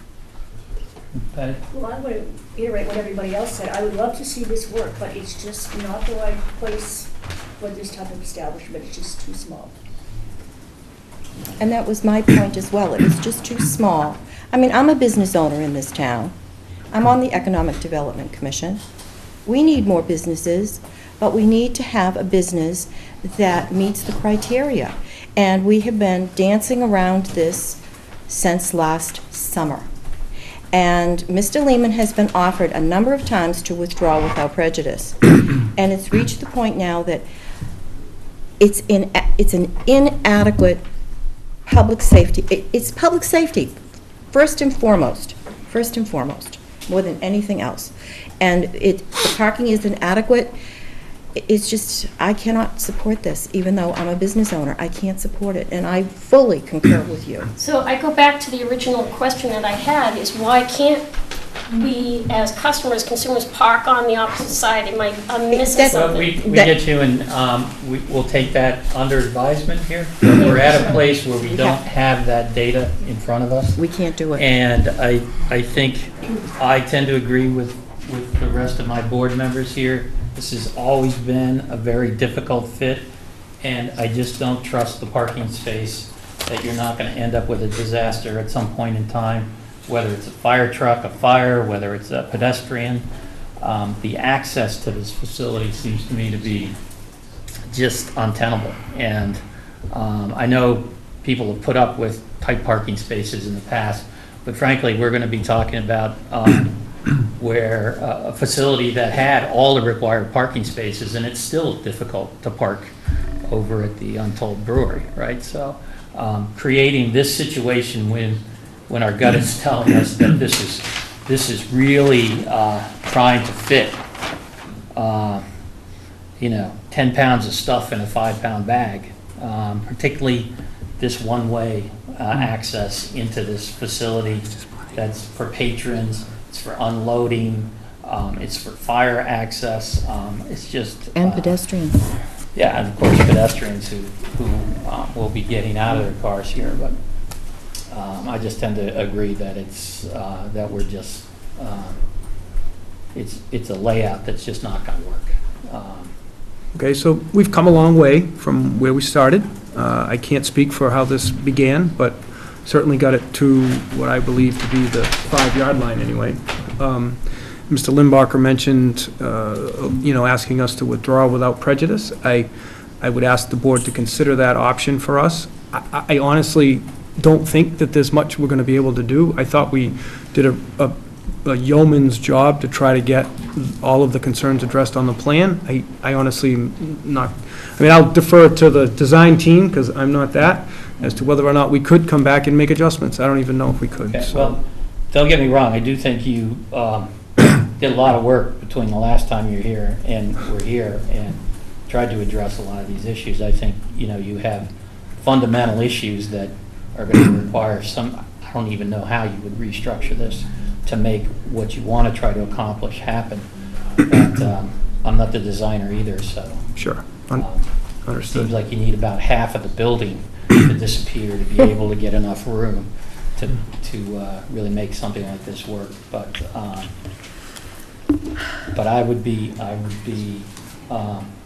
open to having you withdraw if you want to do that.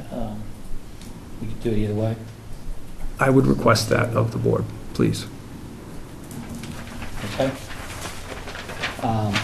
Just need a You need a motion motion to... on All it? right, I'll make a motion that Mr. Lehman be allowed with Nautical Mile 2 to withdraw without prejudice. Second. Yep. All those in favor? Aye. Opposed? Thank you, Okay. folks. Thank you For your time. Thank you. Can I take a 2-minute break? please? Yeah, we're going to take a 2 or 3 minute break. Go off the record. You're up. Yes, thank you. Brendan Sullivan, once again, from Kevin R. Consulting, here with the applicant, Mike Reynolds, his parents as well, and the architect, John Teriyaki. So, since the last hearing, we have, as requested by the board, we've recorded the 81X plan. We recorded that as recently as yesterday. That isn't up on the Registry of Deeds website yet. But as soon as it is, I'll get a copy stamped in by the registry to the board. The house has been moved approximately 12 feet to the west, so we are now about approximately 61 feet away from the side setback. The requirement there is 15 feet. We moved it as per our discussion at the last meeting. We've also included a rendering showing the house massing with the accessory dwelling and the existing dwelling at 7 Elm Park. Basically, as you're pulling up the driveway, we've also added a pergola in between there to do that. It was requested to add some sort of a connection between the two houses. We've added the pergola in there as well on the massing diagram and on the site plan as well. The drainage calculations have been, additional drainage calculations have been submitted to show that all the stormwater controls on site working, functioning properly, and have adequate size to handle the runoff, and that all flows off site in both peak rate of runoff and volume are decreased in post-construction. Not only for the accessory dwelling, but I included the entire hydrocarbon program for the original house that was there for 7 Elm Park. Before it was, I just showed the accessory dwelling, the 14,000 square feet of disturbance there, but I've since then included, both swales down the driveway and the entire build-out of 7 Elm Park and the proposed accessory dwelling. And I did have a discussion with Karen this afternoon, and she requested a couple other additional items that we can certainly, I didn't add them onto the plan, but we can certainly put them in a condition. One being a stone sump at the bottom of the driveway to contain some of the runoff that is going on to Elm Park. I mean, all the houses on Elm Park drain out to Elm Park. All the driveways, all those houses are pitched down to Elm Park. I mean, it's inevitable that rainwater is going to end up in Elm Park. But this stone sump would attenuate and lessen that effect of the runoff onto Elm Park. We could also add some stone check dams, or even during construction, probably some hay bales along the swale that runs down to Elm Park to deaden that flow a little bit.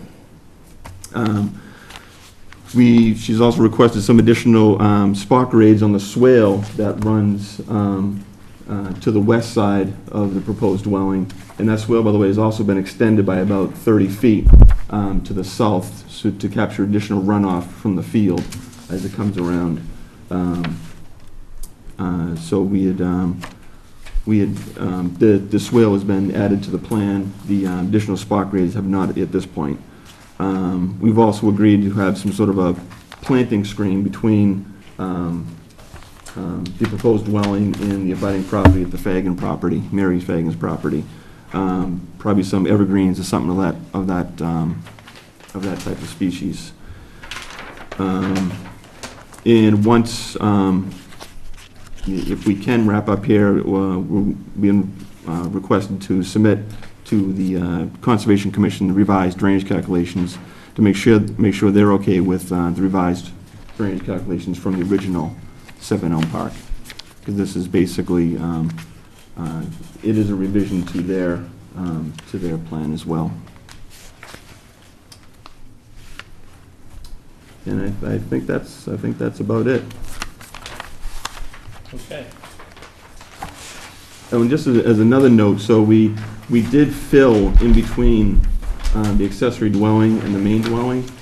Before we had a swale there, we had a small pipe going under the driveway.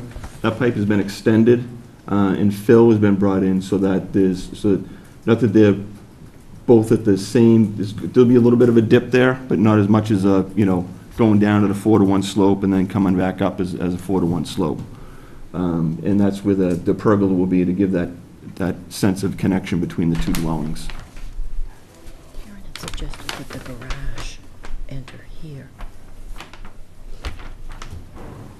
That it would make more sense.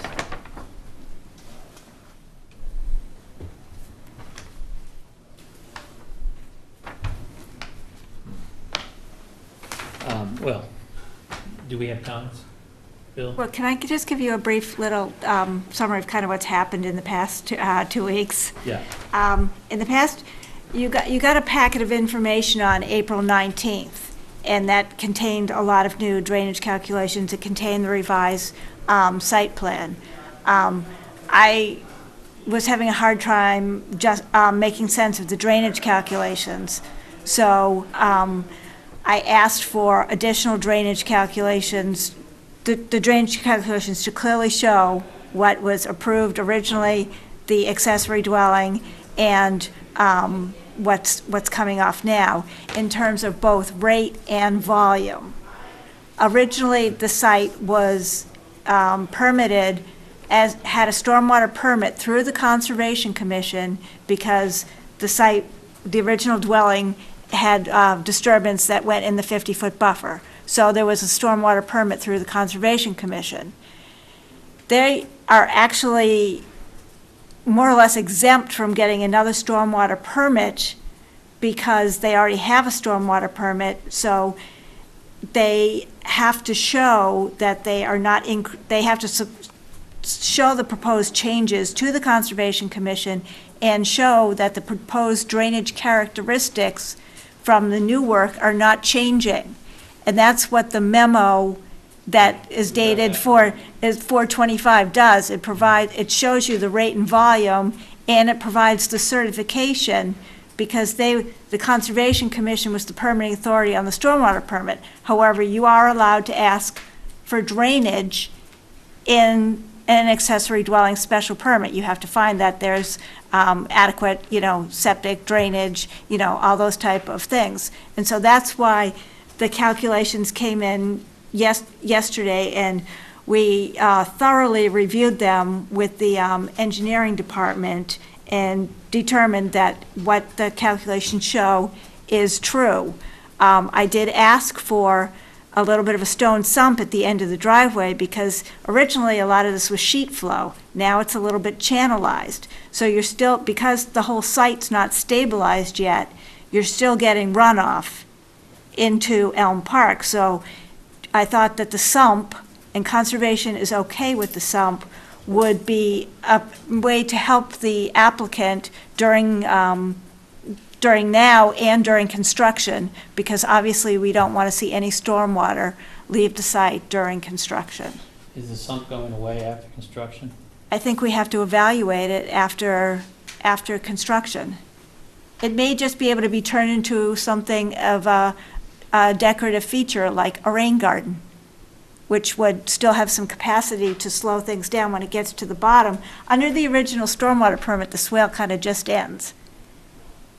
And so, no level spread or nothing? no level spread. That's why the sump would help things. And so if it's determined that it really needs to stay, then it could be made into a nice site feature. So you're suggesting that might be a follow-up condition? Yes. Okay.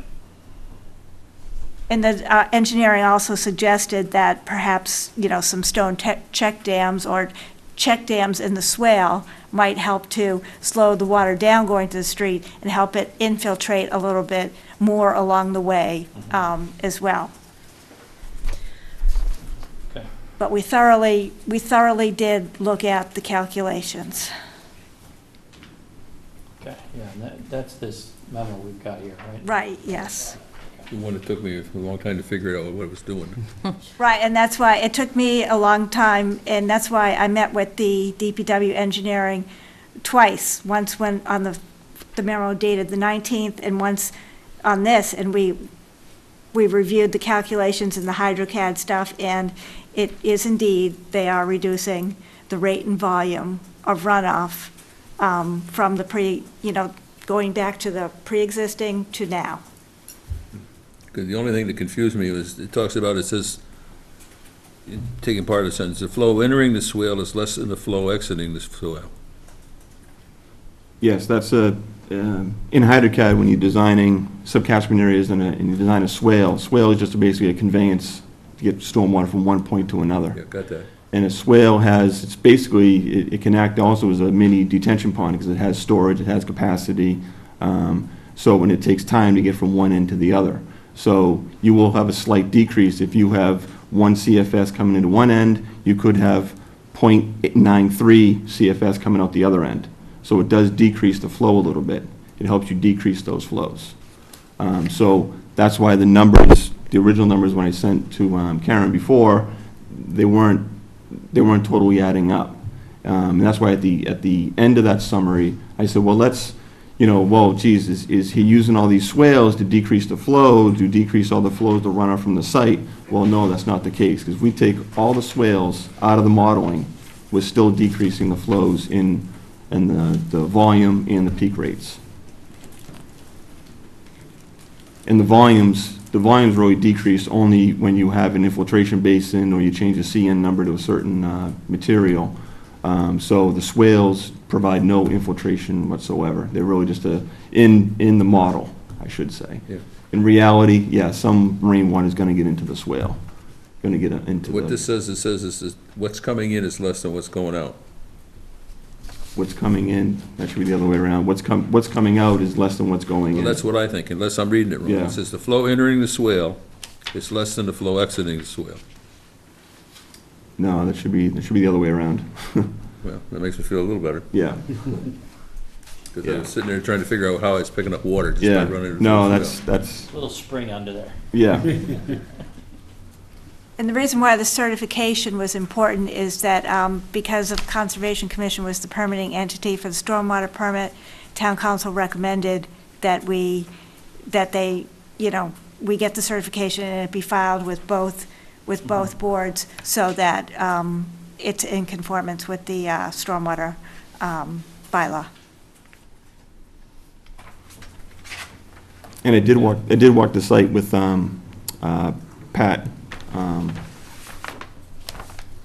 Just 3 weeks ago, was it? About 2.5 weeks ago. Concerning the stormwater and the certificate of compliance for the septic system in the back.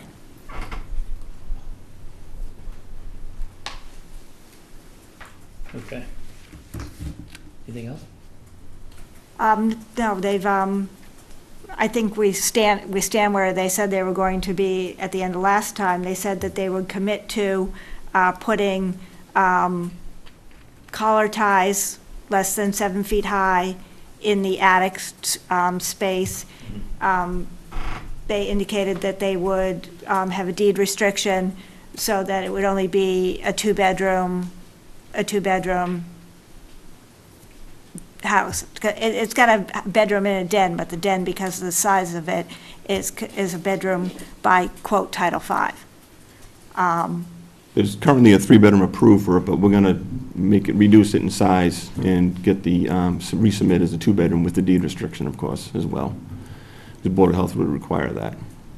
Would make the septic field smaller. I just didn't want to do that until we got through here, so we knew the final location of the house, because that obviously determines where the septic system goes. And the porch will never be able to be heated. It has to be, it's basically not a 3-season porch, unheated, because we're at the maximum square footage. Mm-hmm. So Ann asked the question, and I'll relay it. What is the 1,650 square foot of reserve area for accessory dwelling? What is that? That's the septic reserve area that's required for any new construction. for the septic system. So you're required to have This is a reserve field. that's reserve area for a septic field, yes. Okay. They're never built, but it's as required for new construction. You have to provide a primary and the reserve in case the primary fails. There you go, I didn't know that. Oh, we learned something. What about the easement? I spoke with town council, and town council feels that the easement does not restrict the board's ability to act. She felt that, she's seen several cases like this. She doesn't feel it's your place to adjudicate the easement. She feels it's gonna, it's a private land use dispute matter. Or that it's gonna have to be resolved privately, but it doesn't. Or appeal or something, right? Right, it doesn't limit your ability to act on what's before you. So even if the house was put, or the accessory dwelling was put in an area that would be the only eligible area that would satisfy Title V for easement, then... Right, but we don't know that. No. I think the point that town council was making was that because it's a dispute over the rights, that it has to be resolved between the two parties and not by us. Yeah. No argument, I mean, it's not a fight I want to get involved in. Yeah. I'm just thinking out loud of what happened if the only spot that was available on the property is the spot where we came back up and approved the accessory dwelling. Well, I think that's, I'm guessing that and this is just a guess, and I'm not giving legal advice to anybody, but I'm guessing that issue needs to be resolved on appeal. Yeah. Right, as opposed to if you let it slide, then it will be approved, if we approve it, so. Yeah, agreed. Part of the logic is, what she says, it's a large piece of property, there's leftover land, you're not denying the total use of the rest of the land for another use. But again, it doesn't limit your ability to act because it's not something that's in your it's not in your jurisdiction. Yeah. It's going to have, it's really a private matter. In any event, that was town council's advice anyway. Yeah. Okay. Yes, sir? Michael Nesbitt, 27 Cedar Hill. With regard to the large area, that was, something that, I found, because you mentioned that to me on the phone as well. The engineer had, previously stated, and I'm paraphrasing, he found the ideal location for the building and the septic system. He dug several holes, several pits or whatever. And it's a notoriously high groundwater. So if town council's basing part of their response as far as your ability to act on that type of information, I mean, I don't think that was very clear to them, or because it's... Well, that's not how I read the report from town council. It was an ancillary comment, but at the end of the day, we can't adjudicate, easements between different properties.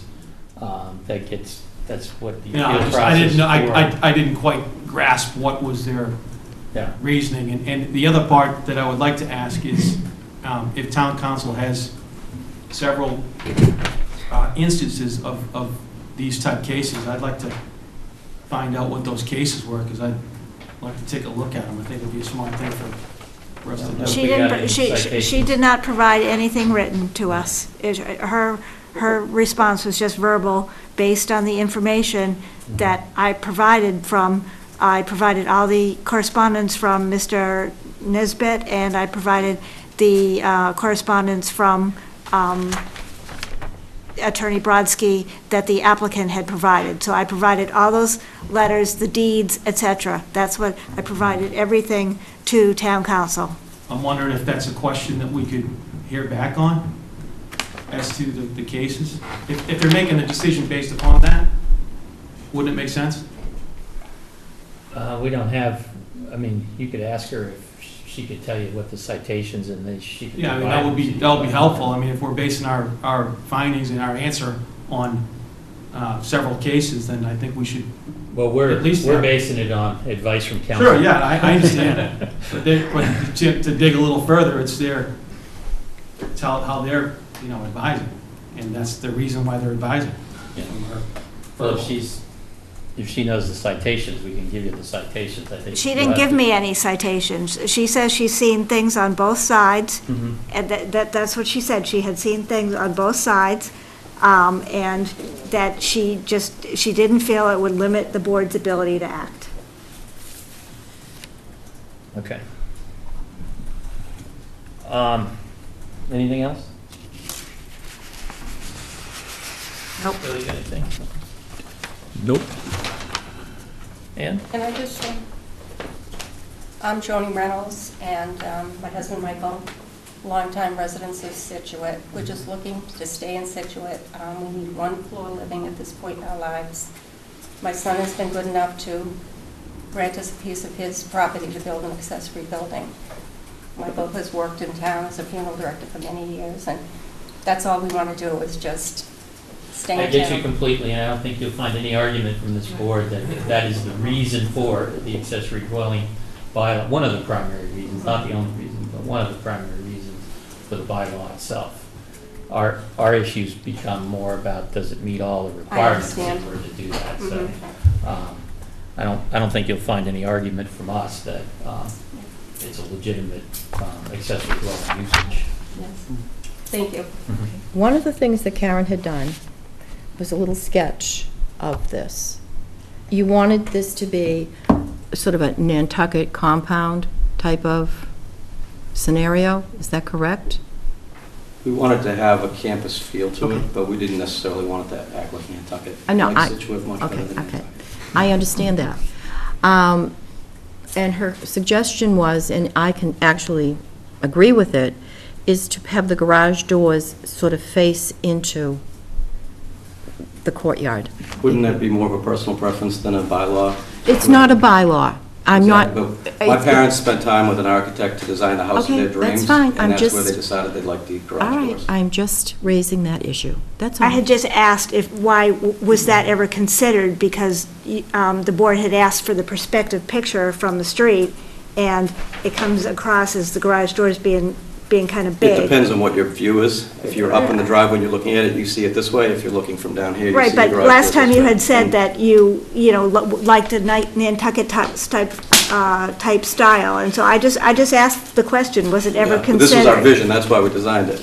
And actually, if I could weigh in on that, John Teriyaki Architectural Design, I prepared a rendering.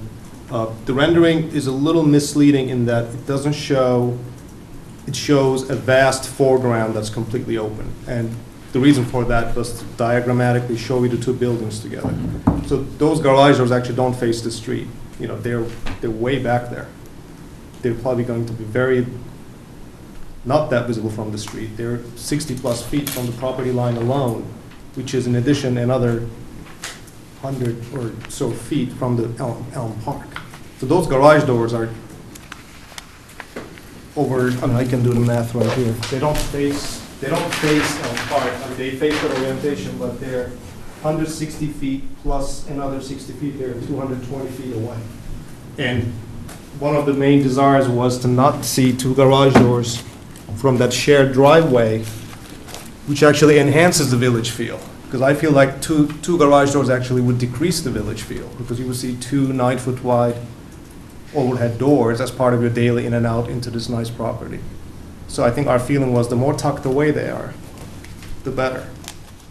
They are tucked away. They're tucked away behind that other property. They don't really face Elm Park.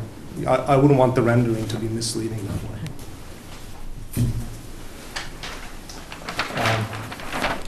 Comments? Anything else? I had a question just about the pergola. On the rendering, you showed two pergolas, but on the site plan, there's only one. So what's the connection? The intent is to have one pergola per the site plan. The rendering was showing the general location of it in the foreground. As you would see it, you see it into the distance, but the intent is to have one structure, one freestanding structure between the two buildings, and not necessarily a hard connection with a porch or anything like that. So it implies a breezeway but it's a little vague, and that's intentional. You know, we want it to be kind of a freestanding structure, maybe with some plantings on it, that implies a connection between the two buildings. So what's this other one? He's saying there'd be one, not two. That was my question. Well, yeah, that's what I was getting at. How does it look in your rendering? Yeah, it looks like two structures aligned with each other, but overall length is the same as what's shown on the plan. In other words, what's shown on the plan is split into two in that rendering, but it's the same orientation and same direction. So it's going to be a single pergola? Yes. As opposed to two that you're showing here? Correct. And then just curious, just for aesthetics, I know on the main house, we don't have shutters, and that was the decision, I believe, that we're not doing shutters. Is that correct? Yeah, I mean, it was more, they drew them on our drawing. We decided not to go with shutters. It's going to be the same thing. If we go with shutters on our house, we'll put shutters on their house. We won't have a difference of opinion. Okay, so that was basically my question, is there going to be a difference there? No, my guess would be there'd be no shutters on either one. That would be my vote, but if you decided you wanted shutters, I'd put them on my house. I'm just, Look on that again, plan, I don't need shutters. no, the idea for the board, we're trying to look at, is it a cohesive design? Is the second house, subversive? Subordinate. Subordinate. Clearly subordinate. And maybe subversive, I don't know. Subordinate, that is the word I'm looking for, to the main house. And so those are some of the aesthetic concerns we're looking at. We'll make sure they match, but I'd say there's no shutters. Okay.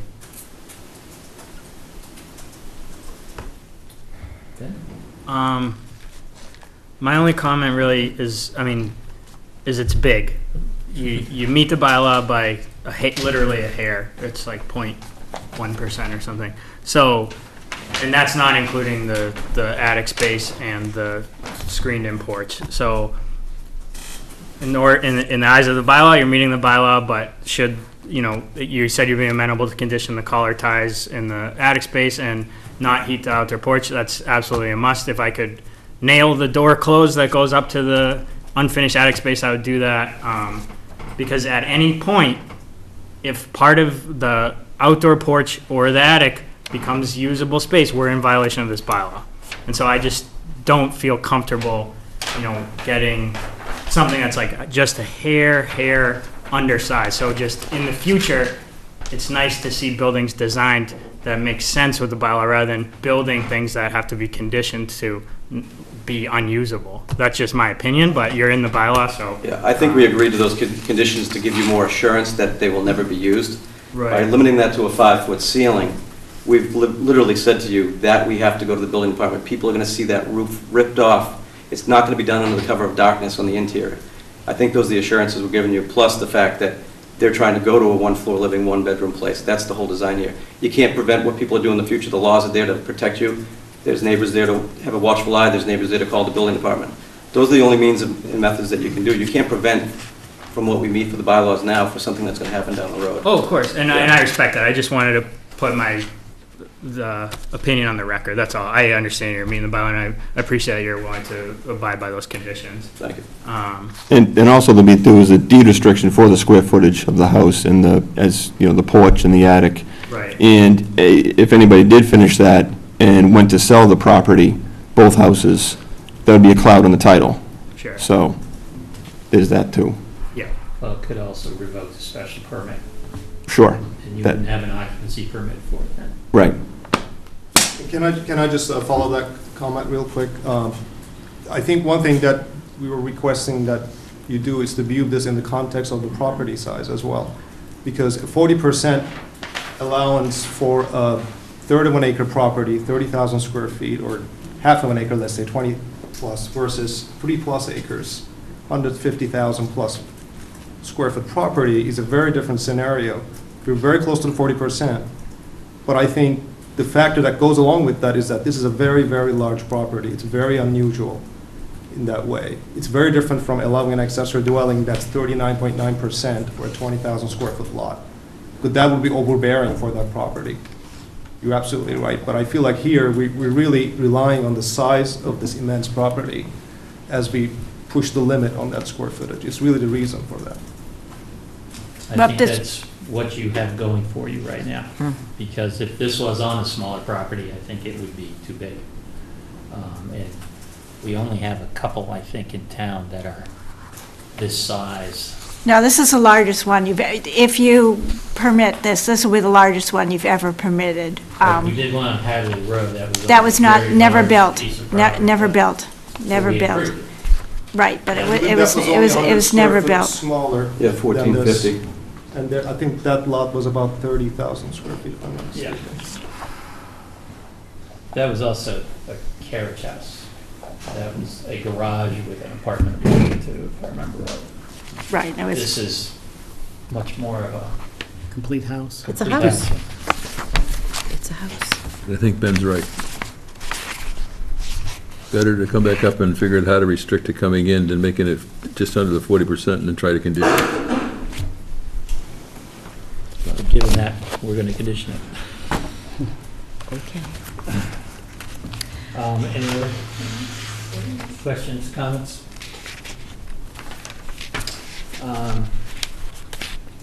Well, I think I've got all of my questions answered. Let's see if I have one other thing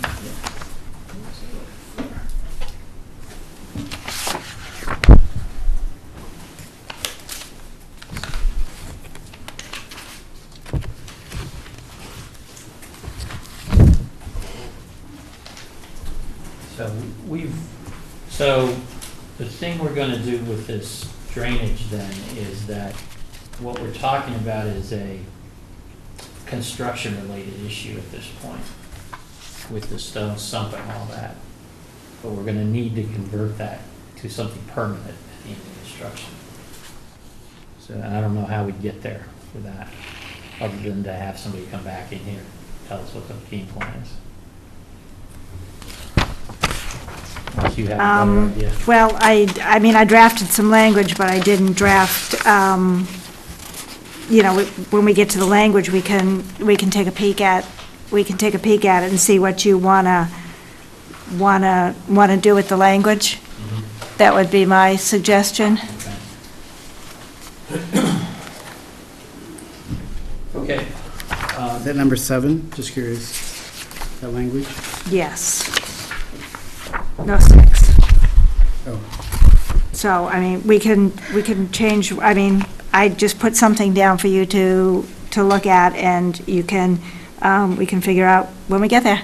Okay. All right. I don't have any other questions. Do we have a motion? Do we need to talk to the public first? Thank you for keeping me on. I don't know. Any other comments from the public? Yes. Mary Fagan from Green Elm Park, and I've presented before. Yes. I do appreciate the fact that the swale went in. You're welcome. It helped tremendously. The latest storm, which was like the marathon storm, all day rain, it seemed to keep it, the water for the most part. It certainly wasn't running in a gully off the property onto my property. So it definitely made a difference. Toward the end of that storm, that whole area was very saturated, as was probably all of the area. So there was still some slight, I would call it topical runoff into that, but nothing like it had been. I do remain concerned about the size of this accessory dwelling. I appreciate, and as the board does, I think it's a great use of land to have an accessory dwelling, especially when you have a situation with parents, and I have parents too, so I certainly understand that. I think as it was described that the property size that the architect has indicated can accommodate this, it's still all butted up into one section of that property. So I would ask that the board, again, look at this. We're running up until, to the very, like you said, hair of the permit and the bylaws, and it also meets it, and I'm sure that the accessory dwelling will look nice. I'm very concerned that this is setting precedent for the size of accessory dwellings in the city, in this town of Scituate. I just remain concerned about that. Thank you. Thank you. Any other comments? Well, I will say, we were concerned too, and we went before the town of Scituate, and Oh. Scituate voted it I down. understand that, yeah, I know So- you brought that up last time, and I understand that, but I would not be You voting. have to turn down larger ones.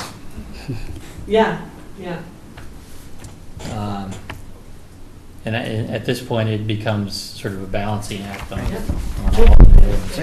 We're between a rock and a hard place Yeah. when it comes down to this. Yeah. It's the bottom line. It is too big, but it meets the bylaw. Are you ready? I'm ready. You're ready. I move to make the following findings of fact. 1, on January 18, 2018, Michael and Tara Reynolds applied for a special permit for an accessory dwelling in a detached structure on the property at 7 Elm Park. 2, based on a floor plan submitted by the applicant, the interior floor space of the proposed accessory dwelling will be approximately 1,617 square feet. This includes 1 bedroom and a den. The attic space, garage space, or enclosed unheated porch are not counted as living space. This is a 39.95% of the total square footage of the primary dwelling, which is 4,048 square feet, and meets the size requirements of 530.2F of the zoning bylaw for accessory dwellings. 3, the appearance of the accessory dwelling is similar in appearance to the primary dwelling. 4, the site plan to accompany special permit 7 Elm Park, revised dated 4/19/18, shows a 2-car garage and space for 2 cars outside the accessory dwelling in the gravel driveway. This appears adequate to provide 2 parking spaces for the accessory dwelling and ample parking for the primary dwelling, as the primary dwelling has its own 3-car garage and parking area. 5, the owners have submitted a signed, notarized statement that they will live in the primary dwelling. 6, an 81X plan has been recorded at the Plymouth County Registry of Deeds as Plan 0000197 in Book 62, page 217. The lot is approximately 146,000 square feet and 3.3 acres plus or minus in size. The accessory dwelling unit is a separate housekeeping unit, and there is only 1 accessory unit on the lot. 7, the accessory dwelling unit is a separate, Take that one out. take out Sorry. numbers, yeah, okay. We'll change the numbers, that's repetitive.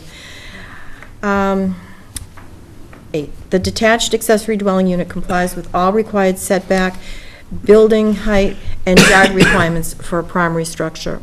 9, the main dwelling is serviced by its own septic system. The accessory dwelling will be served by its own septic system to be approved by the Board of Health. 10, the deed indicates an easement exists on part of the property formerly known as Lot 4 for the purpose of maintaining and repairing a leaching bed for the premises and dwelling house situated on Lot 4. The deed indicates a driveway easement for the benefit of Lot 1, 11 Elm Park, exists on a portion of 50-foot frontage. 11, the roof drainage for the detached accessory dwelling will be handled through an underground infiltration system. A swale system will direct water away from the accessory dwelling into the driveway swale, which has adequate capacity and does not increase the rate or volume of the runoff for the developed areas from existing conditions to post-development conditions from the site to Elm Park, and a certification of this has been received from the engineer. 12, the application meets the standards of the Scituate zoning bylaw for an accessory dwelling special permit. I second the motion. Discussion? All those in favor? Aye. Opposed? Okay. I move to approve the special permit for a detached accessory dwelling at 7 Elm Park with the following conditions, in addition to the standard conditions for accessory dwellings approved by the planning board after a public hearing on 12/17/15. 1, except for any changes necessary to meet these conditions, any construction shall conform to the plans entitled Site Plan to accompany Special Permit 7 Elm Park, Scituate, Mass. by Canavaro Consulting, dated 1/12/18, with revisions through 4/19/18.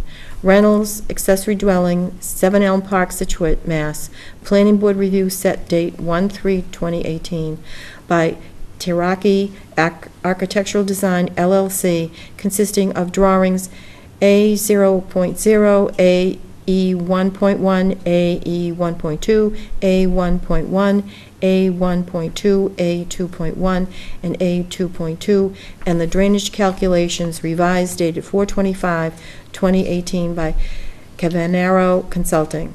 2, the number of bedrooms in the accessory dwelling is limited to 1, plus the den considered a bedroom for Title V purposes, in the location and size indicated on the floor plan submitted with the application. Any changes to the floor plan must be approved by the planning board. 3, no further expansion of the accessory dwelling floor area is allowed, as the size limit is at the maximum allowed. The attic space or garage space cannot be converted to additional living space. The attic space shall have collar ties less than or equal to 7 feet high, or a truss system that, with the result that the attic space is not considered legal habitable space per building code definition. The enclosed porch cannot be a 3-season room or ever have any heating devices installed. A perpetual deed restriction shall be recorded by the applicant with a copy to the town planner stating that the accessory dwelling may not be expanded in size from 1,617 square feet as shown on the plan, as it is at the maximum allowed by the zoning bylaw, and any changes to the floor plan must be approved by the planning board. 4, the applicant has indicated he will provide a deed restriction for the 2 bedrooms for the house. 5, an evergreen and deciduous screen consisting of no less than 12 plants shall be placed between the swale and the northeast property line of the accessory dwelling. The screen planting shall be submitted to the town planner for review prior to planting. 6, the drainage swales for the property must be installed and maintained per the plan and drainage calculations with no increase in rate or volume of runoff. The swale to the rear of the accessory dwelling must be revised to add additional spot grades and extend further south prior to the permit being released for recording. A stone-lined sump shall be installed at the end of the driveway to help keep runoff on site until the site is stabilized and prevent erosion. The sedimentation from going into Elm Park. It may be necessary to install stone check dams in the drainage swales along the driveway to slow runoff. 7, a siltation barrier is to be provided along the north side of the property. Stormwater must be maintained on site during and after construction. Siltation sumps and other erosion control methods may be necessary to contain construction runoff and for dewatering contents. 8, the stormwater calculations revised dated 4/25/2018, and the revised site plan must be submitted to the conservation agent for inclusion as part of the stormwater permit for the site prior to the special permit being released for recording. 9, the accessory dwelling shall conform to all applicable standards in building, plumbing, electrical, mechanical, fire, and health codes and bylaws. 10, the standard conditions for accessory dwellings approved by the planning board shall be conditions of this decision and shall be included for recording at the registry of deeds. Could I ask one comment on the bottom of number 3? Says the enclosed porch cannot be a 3-season porch room? Isn't it a 3, they can't sit out there in the spring and the fall? Yeah. That's, Keep we've window got a in. motion, so let's see if we have a second to that motion, then we can have a discussion. I'll second. Okay, discussion. Sorry. All right. So, am I reading that right in number 3? The bottom it says the enclosed porch cannot be a 3-season room? It is a 3-season room, isn't it? Yeah, I was gonna say. Yep. Well, that's what the building inspector told me, so, Cannot be a 4-season room. that's what he said, so, I mean, we can change it however you guys wanna change I mean, that it. makes sense, right? I mean, that just means they can't sit out there in the spring and the fall. Well, you could just say the enclosed porch cannot have any heating devices installed. Yeah, I mean, that's fine. Because that would make it habitable. Right. Well, we want to use it when it's warm out, whether it's fall or spring. Cannot be used as a year-round room or ever have any heating device. Right? Yeah, that would be better. Yeah. Yeah, that's cool.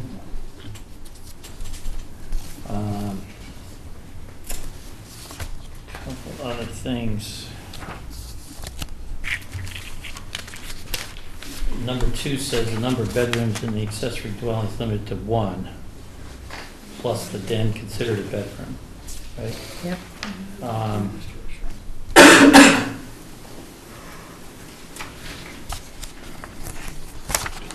Yeah, so it's limited to 1 period, right? The den, for the purposes of Title V, is considered a bedroom. We don't want to leave any ambiguity here that the den could be converted to a bedroom, right? Right, but it's, So it's limited to 1, period, right? okay. And then just do a new sentence. So if they wanted to change that to a bedroom, they'd have to come back to the board to do that, as it says in the next sentence, Yes, right? exactly.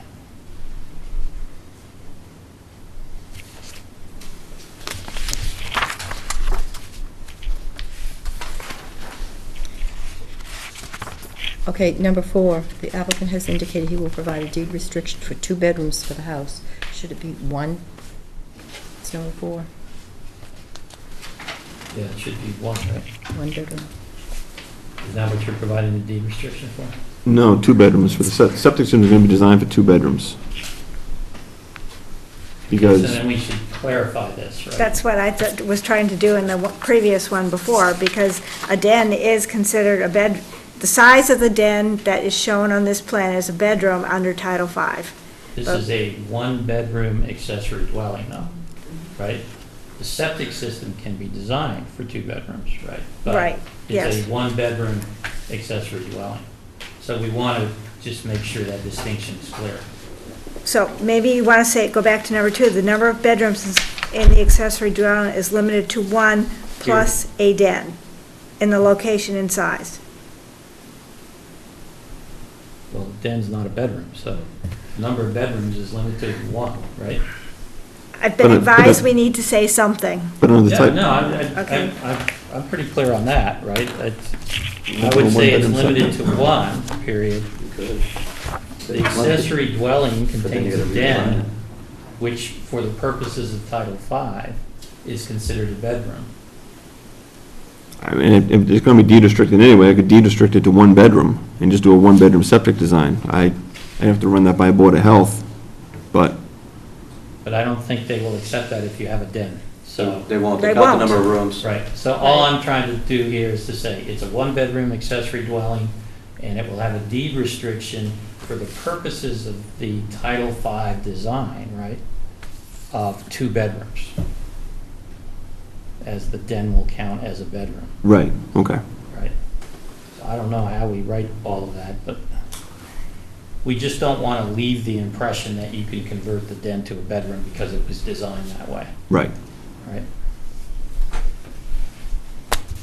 And that's not your intent, right? No, so we're fine with the But if language. you sell a house, 5 years from now, or 10 years from now, somebody else may think that's the case, so. Well, you could say the applicant has indicated he will provide a deed restriction for 1 bedroom and 1 den, which is then used, like you just said, for the additional, for Title V. Or 2 bedrooms, as the den will be considered a bedroom for Title V purposes. And I'll go over the language with the Board of Health, with the health agent. Yeah, that's fine. And we may be able to, we may be able to do a 1-bedroom deed restriction. Because if you're calling it a den, it's a den, it can't ever be a bedroom. So, she might be okay with a 1-bedroom deed restriction. Yeah, we would be fine with that, right? And you will just have to design a septic system for a 2-bedroom septic system, right? No, 1 bedroom, if it's deed restricted to 1. Minimum design is 3 bedrooms. So anything below that, you had to deed restrict. So even if it's 2 bedroom, it's got to be I'm saying deed from restricted. the Board of Health's point of view, they may require you to build a 2-bedroom septic system because you have a den, They will. right? Yeah, she's explained that to me, that Okay, they're gonna have okay. to have a 2-bedroom There may be septic system. discontinuity Okay, there, but I yeah. think that's the But, you case. know, that's why, I had talked to her when I was trying to create all this wording so that I could get it right. I think you were pretty close. Okay, I just wanted to be clear that this is a 1-bedroom accessory Okay. dwelling.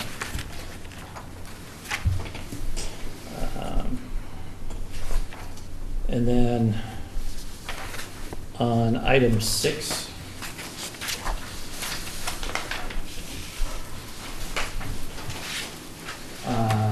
can we create just a follow-up mechanism on 6 at the end of construction? Mhm. And it could be just for the town planner. It doesn't necessarily have to come back to the board unless there are major changes or something.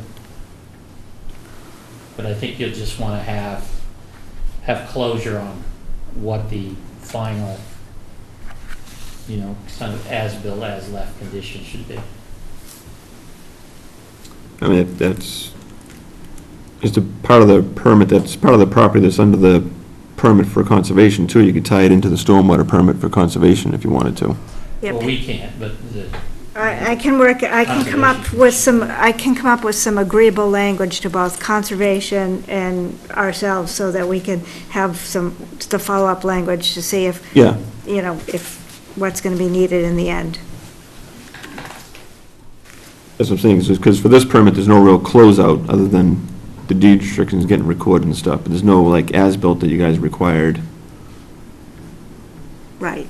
The But- closeout's the C of O. right. Right. Closeout's the occupancy permit. Right, but for Yeah. conservation is that they got the stormwater application, we had in with that, so they could, Yeah. and they'll need an as-built for that, so they could,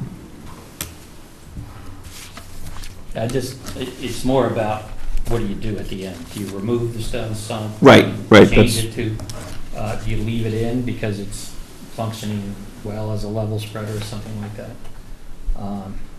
And maybe, Karen, it's just, you'll consult with Conservation Commission. I'll consult with conservation and, we'll try to. Develop a final. We'll develop we can develop some final wording.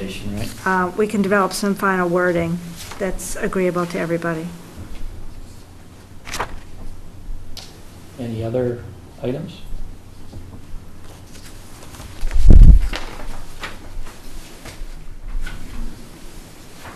Okay, so, Move as amended?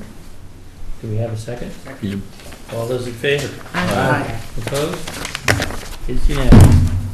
thank you. Thank you. Thank you. Another step closer to the dream house.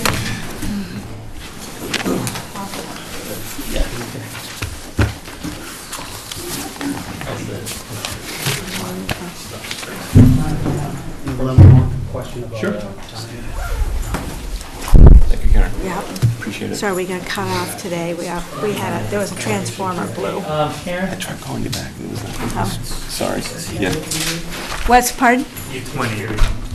It's 20 days after I file the decision with the town clerk. The abutters will get notice. Once I file the decision with town clerk, abutters will get notice. That date? As to Thought the you date, lived up on, Yes. Is there appeal right? so Yes. it'll be 20 business days from today? Cactus Hill. No, after I file the decision with town clerk, Okay. I will file good to see it you, sometime in the next sweetie. 2 weeks. The day we file it, when we file it, we send out a notice of decision to all the abutters, and it'll Still tell in my you shop. on that decision, it will say it was filed with the town clerk on X date, you have until X date to file your appeal. Recognize So your wife. you'll get something But in the mail. Thank you.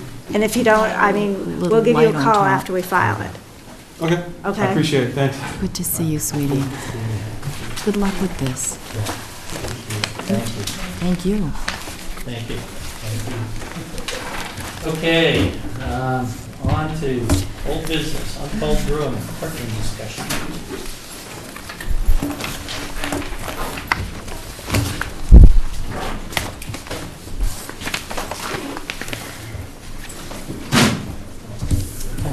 How you doing? Good to see you all again. Good to see you. Business. Congratulations.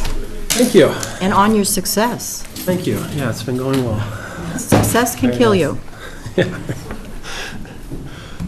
So just to set the stage, I think, we've all sort of seen some issues with parking over in that particular area. And our concern on the board was, one, that we felt like we addressed the parking during the permitting process. And there's obviously some gaps in maybe our knowledge or our ability to figure out how things like this are going to play out. And so what we wanted to do is just understand what the nature of the issues are and how they came about or how they come about, and sort of talk about what we think maybe some of the solutions might be here. And we're trying to learn as much as anything else. Sure. We have other, entities coming in, looking for other kinds of permits as well, so. So we're hoping you can educate us. Yeah, I'll do my best. Yeah, I mean, I think we ran into sort of a good problem to have. When I had the business plan put together and sort of my vision for what I wanted to build, the parking met sort of where I wanted to be, and it's exceeded what I thought were high expectations in a very good way, and people, seem to recognize that we're making really good beer, and we have a really great environment to enjoy that beer.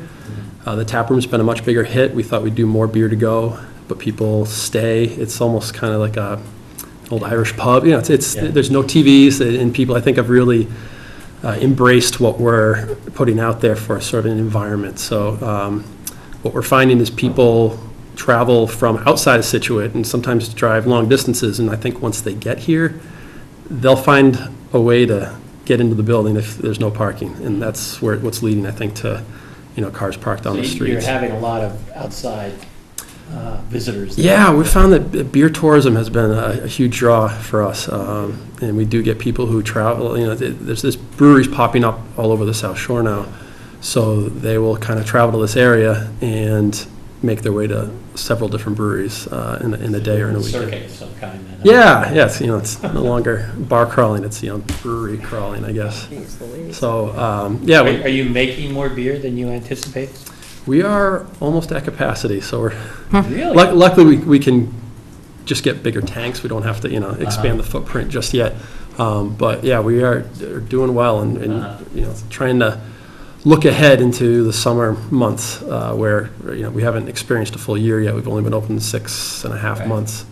I seem to recall you were talking about 800 barrels for the first year. Was that right? I'm blanking on the numbers. Yeah, I think. I mean, the original expectation, anyway. Yeah, the original expectation. I forget. I think we were close to 1,000. Was it 1,000? Yeah, and we'll probably hopefully exceed that by about 25%. So. Wow. Yeah, it's we're not going to totally hit capacity. Well, we'll see. I don't know. Knock on wood. Hopefully we do. But yeah, if we hit sort of our projections, we'll be about 85% at capacity. And the parking that we originally estimated is being exceeded primarily because people are coming and staying in the pub? Yeah, I think that's it. And the biggest problem we find in the tap room, and the biggest problem is when 4 people decide to meet at the brewery and they drive 4 cars. So we have encouraged people to carpool, exactly. Well, and park at the Greenbush lot. Greenbush lot, we say, is, it's a short walk. It really is 5 minutes, but I think there's a mental hurdle there of walking down Stockbridge. Yep. Yeah. We have reached out to some neighbors to see if there's something we can do to work together to, use their parking areas, but we're still working on, some options. You've talked to Anderson. Yes, I have. How's that gone? It's gone really well. Good. And I think that is a viable option. Who's Anderson? Anderson Fuel owns all of this. So that's, I'm looking at the picture that has Yep. the circle that says proposed parking. That mess. Is that? right there. So that would be the area that I talked to Scott Anderson about, Okay. where I believe he's not using it for anything other than just Storing junk. storing vehicles, construction. So Boat. he's open to having it, be improved, That's where visually. the tap room used to be, at the schoolhouse, was there for a long time. We're coming full circle. Yeah, so after moving the building, now we'll move, hopefully, I think Trade you customers believe back the there. parking, huh? Yeah, really. I think the other thing that we need to do is have Old Country Way one way, Yes. so that it would enter, it would come out, and you could either go left onto Old Country Way, or you go right onto Union Street. And that would solve, you get a few more parking spaces, only parking on one side, and there'd have to be signage to that effect. Because as Mr. Danahy pointed out, people are parking everywhere where they shouldn't be. You know, On both sides of the street. on both sides of the street, but also on the green little diamond-shaped thing that we've got here. They're everywhere. So if we can control it in some way, shape, or form. I think that'd be great, because we've instructed our staff to always tell people where they cannot park, and, you know, you can only do so much before people decide they're going to do what they want to do. They will anyway, Yeah. regardless of what you tell them. Yeah, so we're open to that plan very much. Would you say it's kind of double what you expected, or triple, or I mean, what kind of numbers can you put on it? You know, it really depends. I mean, Peak time, I'm thinking. peak time, I mean, we have collaborated a lot with some local restaurants and catering companies to do food on Saturdays. So I'd say like Saturday, 2 o'clock to 7 or 8 is usually peak for us. Yeah. You know, that's And when. would you say parking's double what you have capacity for? Or? If I had double the lot, I'm sure we could fill it, yeah. And overflow it. Might be more than double then. Yeah. You think I'd pursue what options are available before I decided to change the street to be in one way or not? I think it would make more sense to make it one way. I disagree with you, because the way you come into it from either Stockbridge, whatever, it's tough to come out to take a right or a left, because there's a lot going on. Yeah, it's a very bad It's a site. bad sight distance thing. I'm big on sight distances, because if you come out this way, you have to be cognizant of Stockbridge, Countryway, I'd like to see it go this way. We can disagree. Which way is this? No, I think we Which are. way are you talking? Which way is this way? This way is, you're heading north. Okay. She wants to take the Y out of it. Yeah, I do. But I would offer a suggestion that suppose that you came back up and you worked out with the mill, that you were able to park cars up in that area. Say at the head end on the left when you walk in or go into the area. If you were able to do that, then you could eliminate parking at all on that street, Whole Country Way. Okay. And I think that makes sense. So where are you saying parking would be, Bill? You said where? Fitzmill. Fitzmill, Which this is area right. Right here. The corner. Right up here, right? Yeah. Yep. I mean, that would be relatively clean. As Do opposed, it. I think you'd put an adequate number of cars in there. You'd more than double what you've got now. You could do that without. It's not much of a walk. Not much of a walk, but it also comes back out, and to the extent something else gets done in that corner, maybe Helen puts another addition on this building. Jeez. Oh. But whatever there, then you've still got the options of not having to change it from one way or no parking. Yeah, I still wouldn't put it past people to park where it's as close as they can. Yeah. They No, I do do understand that. that. Well, you'd have to, that would have to be an enforcement Right. issue at that point, right? You'd have to post it and enforce it. I think it would have to, yeah, we gotta start, But that's sort of counterproductive to, businesses having customers.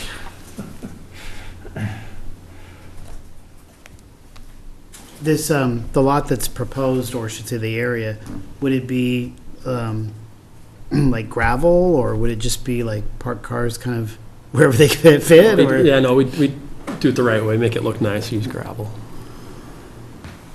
Well, you gotta consider the previous applicant from tonight. You can use gravel, but, the board really needs to think carefully about how it should be permitted to make it fair to everybody in the town. Yeah, well, one of my primary concerns is we were off by so much, right? So we didn't sort of anticipate this kind of going in. We didn't anticipate the success of it. Well, no, I think we expected success at some level, right? Maybe not as rapid, but we certainly expected that you were going to reach your capacity and all of that. And we agreed to a certain level of parking, and you're not if you're at your capacity or whatever, you're well beyond what we anticipated the level of parking would be. Yeah, we, Don't think you actually really thought about the outdoor seating. I mean, Right, there's a that's certain, what I'm saying, there's a is that certain you didn't really- occupancy of the building, Yeah, and then you've got the outside seating too for the nice days, and I think that's driving things up a little but bit. the tap room is where the vast majority of people are, right? yeah, which includes the schoolhouse and then the patio Yeah. outside, yeah. The patio has been wildly successful, on days like today especially. Yeah, nice days, yeah. I think that's what it was, is, I mean, it's sort of like just talking about this last restaurant, proposal. Even there, when you talk about how big is the bar, how many people are gonna come and meet there with their cars, all of that kind of stuff is what we have, sort of set up in our bylaws even. Right. Does it really adequately reflect what's going to happen, right? Because we don't want to just keep creating parking problems all over the place, right? Right, but I mean, I think you sort of guesstimated how many employees. He said 4 employees, and there was a certain number of tables and that they knew they were going to have, and that's kind of, I think, how some of the number of parking spaces got determined, by seating, inside. No, I get that, but we were just way off. We were way wrong. Well, right? but I also think it's, So something in the equation didn't work, is what I'm saying. Right. but there was this idea that it was going to be like, not takeout service, but that people would be coming in, filling up their growlers, and then leaving. And they're staying, and they're lingering. That's Well, where it's no, also. we knew there was a tap room. We knew there was No, going to but be a room there. but I think, again, part of our original discussion was that this would be, people wouldn't linger that much. At least that from what I remember. It was like, there'd be a few, but it was mostly like filling up the growlers, and then, then they'd kind of be on their way, or maybe take a tour or something. Right. Now people are lingering, and it's a destination, so there's more people that are parking. But you also have got food trucks that come in, Right. where before, I don't remember any discussion about a food truck. There was none. I believe it came up, Yeah, there wasn't, I mean. I don't think there was, but I think It it's was said there was not going to be not a problem, it's closed, just, yeah. it's an opportunity for you that we just didn't think about. it was the Board of Selectmen, okay. It said the applicant must obtain all required approvals, including that of the Board of the Health, prior to serving any food on site. That's what your decision said. Yeah, I'm just thinking we should maybe parse this out a little bit finer than we did to get to the situation we're in. And it's not a reflection on your business or anything, it's just more a reflection on how do we keep it from happening in the future as we have new proposals and new developments coming. So can I ask you, do people park at the MBTA lot and walk over? Some do, definitely, yep. Yeah, I mean, I will say, I'm on the Facebook page, and so, constantly I'm getting things that say, park in the Greenbush lot, park in the Greenbush, like everything you do, I will say, when they say have an event, they always say parking is at the Greenbush lot. So I know you're trying, I Yeah, guess is my we're point. definitely trying, want to do right by our neighbors and by everybody, to make sure that they can enjoy themselves and not have to hassle with the parking. Do you have an idea of what the ratio of like local versus out of town patrons there are? You said that you didn't expect the number of out of town kind of people trekking down here. Yeah, I don't have even like a guess, but we do, I mean, we get visits from other breweries and people Right. who are constantly from out of town, out of state even, visiting. I was just wondering, I was just thinking, like, I mean, this is an informal discussion, so I was just thinking maybe a soft solution that you'd have to crunch numbers, see if it worked, but somehow incentivize, like pedestrian trips for local patrons, so like some sort of punch card where you ride your bike 5 times, you get a discounted or a free beer, or maybe you can do the same thing for carpooling for out-of-town residents, just in addition to, obviously, there's the hard stuff, which is like figuring out more parking or changing the traffic, but like just to try to get more of the like kind of community to not drive their cars. We've been trying to draw actually folks from the city to take the train down. Yeah, that over and take the train back. It's a good way to visit without driving. Yeah, so like psychologically, there's some sort of, if people feel like they're getting either something free or something for a reward for doing good, maybe they. It's hard to carry your growlers on your bike. I don't drink beer, so what is a growler? No. Growler? It's a big bottle. Okay. Half-gallon jug. Refillable. Oh, my goodness. Okay. We can refill. 4 ounces. Yeah. Okay. Isn't there something also being planned across the street? Or is that a different location? Yes, Across you're right. the It's sort of diagonally over here on Unions, on Old Country Way. Okay, that's where it's at, all right. It's over here, right? Is it Yes. over here? Yeah. What's the parking's right across? That's Is that- Danahy's parking lot. Oh, that's his parking lot right Yes, there, yeah. and he's very Yeah. particular about his parking lot. I can see why I'm going to be right trying to back. get people out of cars is pretty difficult once you get out of a, about a 5-minute walk radius. People won't go to CVS if they can't park right in front. Right. Right. Well, and another bad- Even parking at the MBTA parking lots. Yeah, Well, and good little walk. You still have to pay for it. Yeah. Which is kind of, they should have free parking on the weekends, but they don't, but. They do up in North Scituate, which doesn't help. I think it would be dangerous as well. But anyway, I think the idea of looking at this other lot potential would be good, and it's not that far of a walk. But the impression I get is the initial problem is that they're parking on both sides of the street and an emergency vehicle can't get through. That's the impression that I'm getting as to what the problem at hand is. So, I mean, that could be as simple as sitting there, no parking on one side, no parking on either side, but no parking on one side would be, in my mind, the cleanest way of doing it. Well, I think that should be at least an interim solution, right?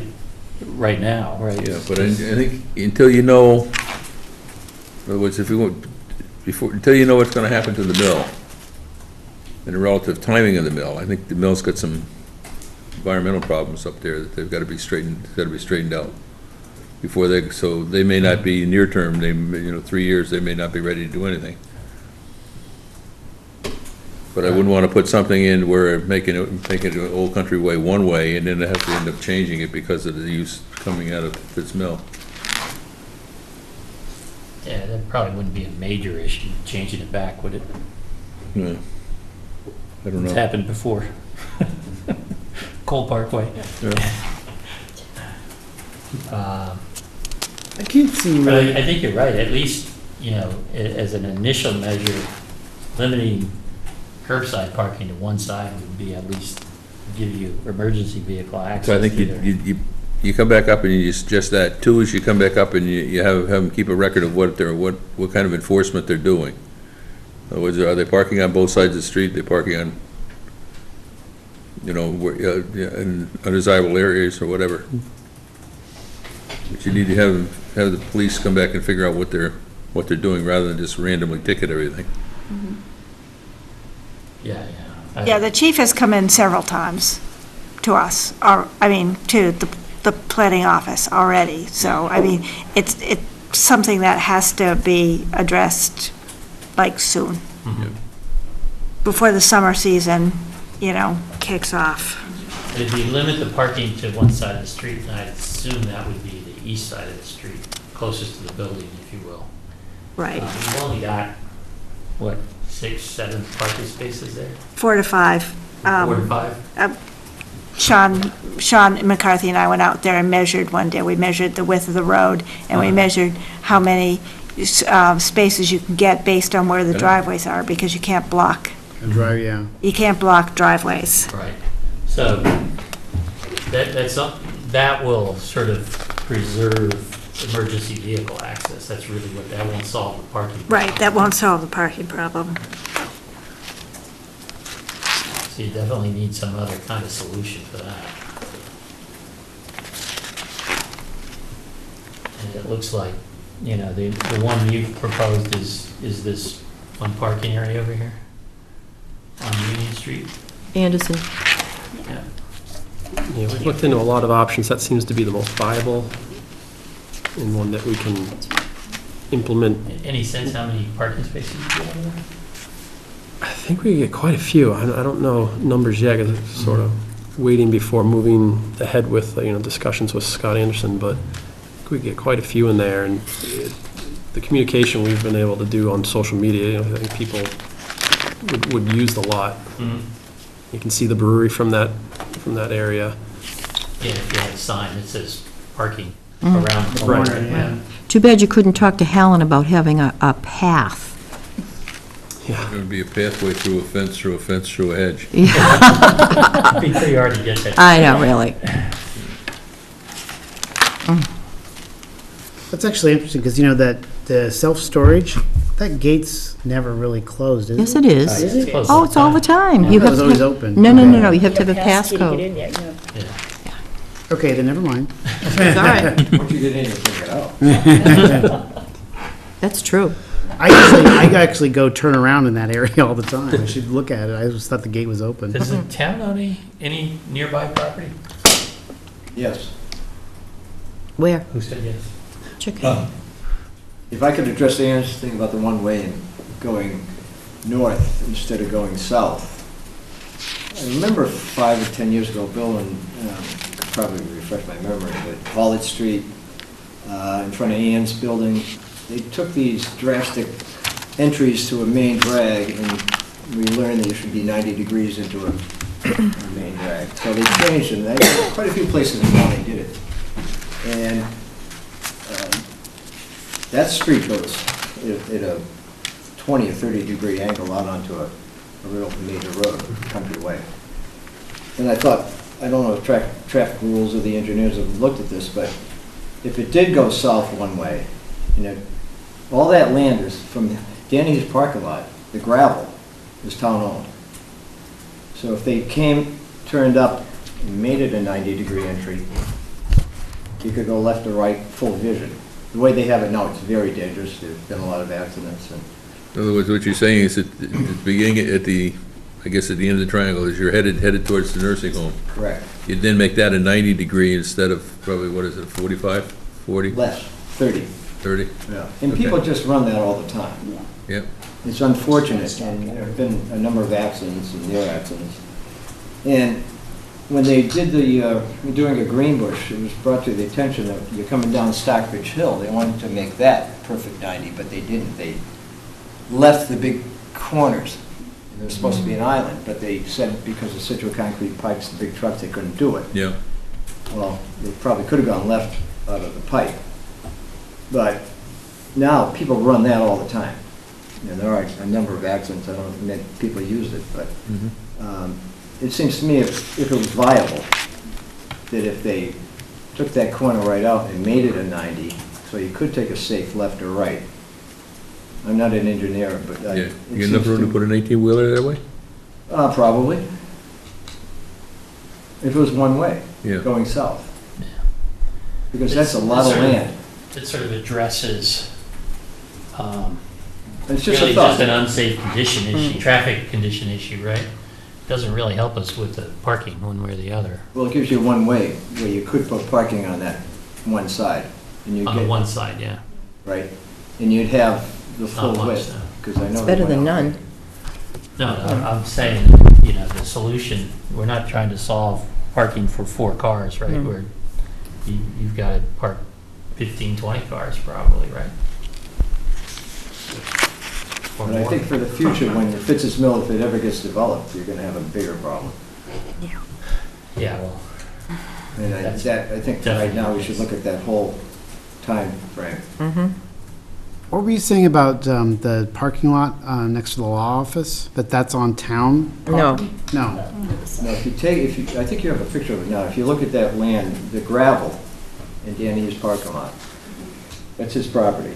Okay. Okay, from there, all the way in front of my house, that triangle? Yep. That's all town. Oh, okay. Is that before? So I see what you're saying now. Before that curve was put in, Old Country Way was Country Way. It just took a hard left and went right back up Country Way. Okay. That's a new road. That was never there. okay. So they did that to kind of smooth it out, basically. Correct. That's the old stagecoach road to Boston. Now, if you took that tree down and, leased that property from the town, that would handle a number of parking spaces. That's Right. really what I was thinking, is Yeah. there somewhere we could put public parking? Right there. Be perpendicular parking right in that Yeah. area. I mean, there's some, it's just a thought that, It's a good thought. This is a discussion, Yeah. It's a, And who owns the property behind Danny? that big piece that goes back out to Country Way. This green space here? Yeah, this. Where's that? Field The there? triangular piece. Piece right there? Probably that house. That's his land. All of it? That's his red Yeah. number. So it's Isn't there just a the, Mystery River in there, culvert? Yep. Yeah, you got the culvert that goes right to the reservoir in there, too. Yeah. I mean, yeah. Okay. But I mean, you're not gonna be able to do much with that. so where all those trees are, basically where I'm looking at the picture with the drone picture, that's all town land, all these trees right here. Oops. That's town. Yeah, the triangle. No, the triangle. Right. The triangle he's talking about is this one down You're here, talking about this one Yeah. down here. That's town. Oh, Yeah. between the corner and Danny's parking lot. oh, I thought he was talking about this up here. No. No. All right. So how many people do you get a day? Do you have any idea? Like on a Saturday, like nice day? Saturday, hundreds. Yeah. Hundreds. In the wrong business? I guess so. No, I mean, again, it's a good problem to have. Yeah, You know, absolutely. Trying to work towards a solution that's not going to, stop our momentum, because I feel like we got a really good thing going. So does sound like we need to solve it though, huh? Yeah. But I don't think we're going to solve it tonight. No. I Not just at wanted 5 to after understand it 10. at this point. Okay, well, we would appreciate if you could kind of keep us in the loop on what the game plan is there. Absolutely. And I think traffic rules was looking at this in terms of One way. what they could do, right, Bill? No, I think we've taken it away from traffic rules and given it to ourselves. Oh, okay. Oh, Well, it would seem to me that at least as an initial effort to make sure you can get emergency vehicles through there, you limit parking on one side. Which would probably force people to have to park at the Greenbush line or whatever. Yeah. More people to do it anyway. you know, we could put a taxi service, that would be our best. I mean, Uber. shouldn't they investigate, the actual reality of getting a lease in that Anderson parking lot?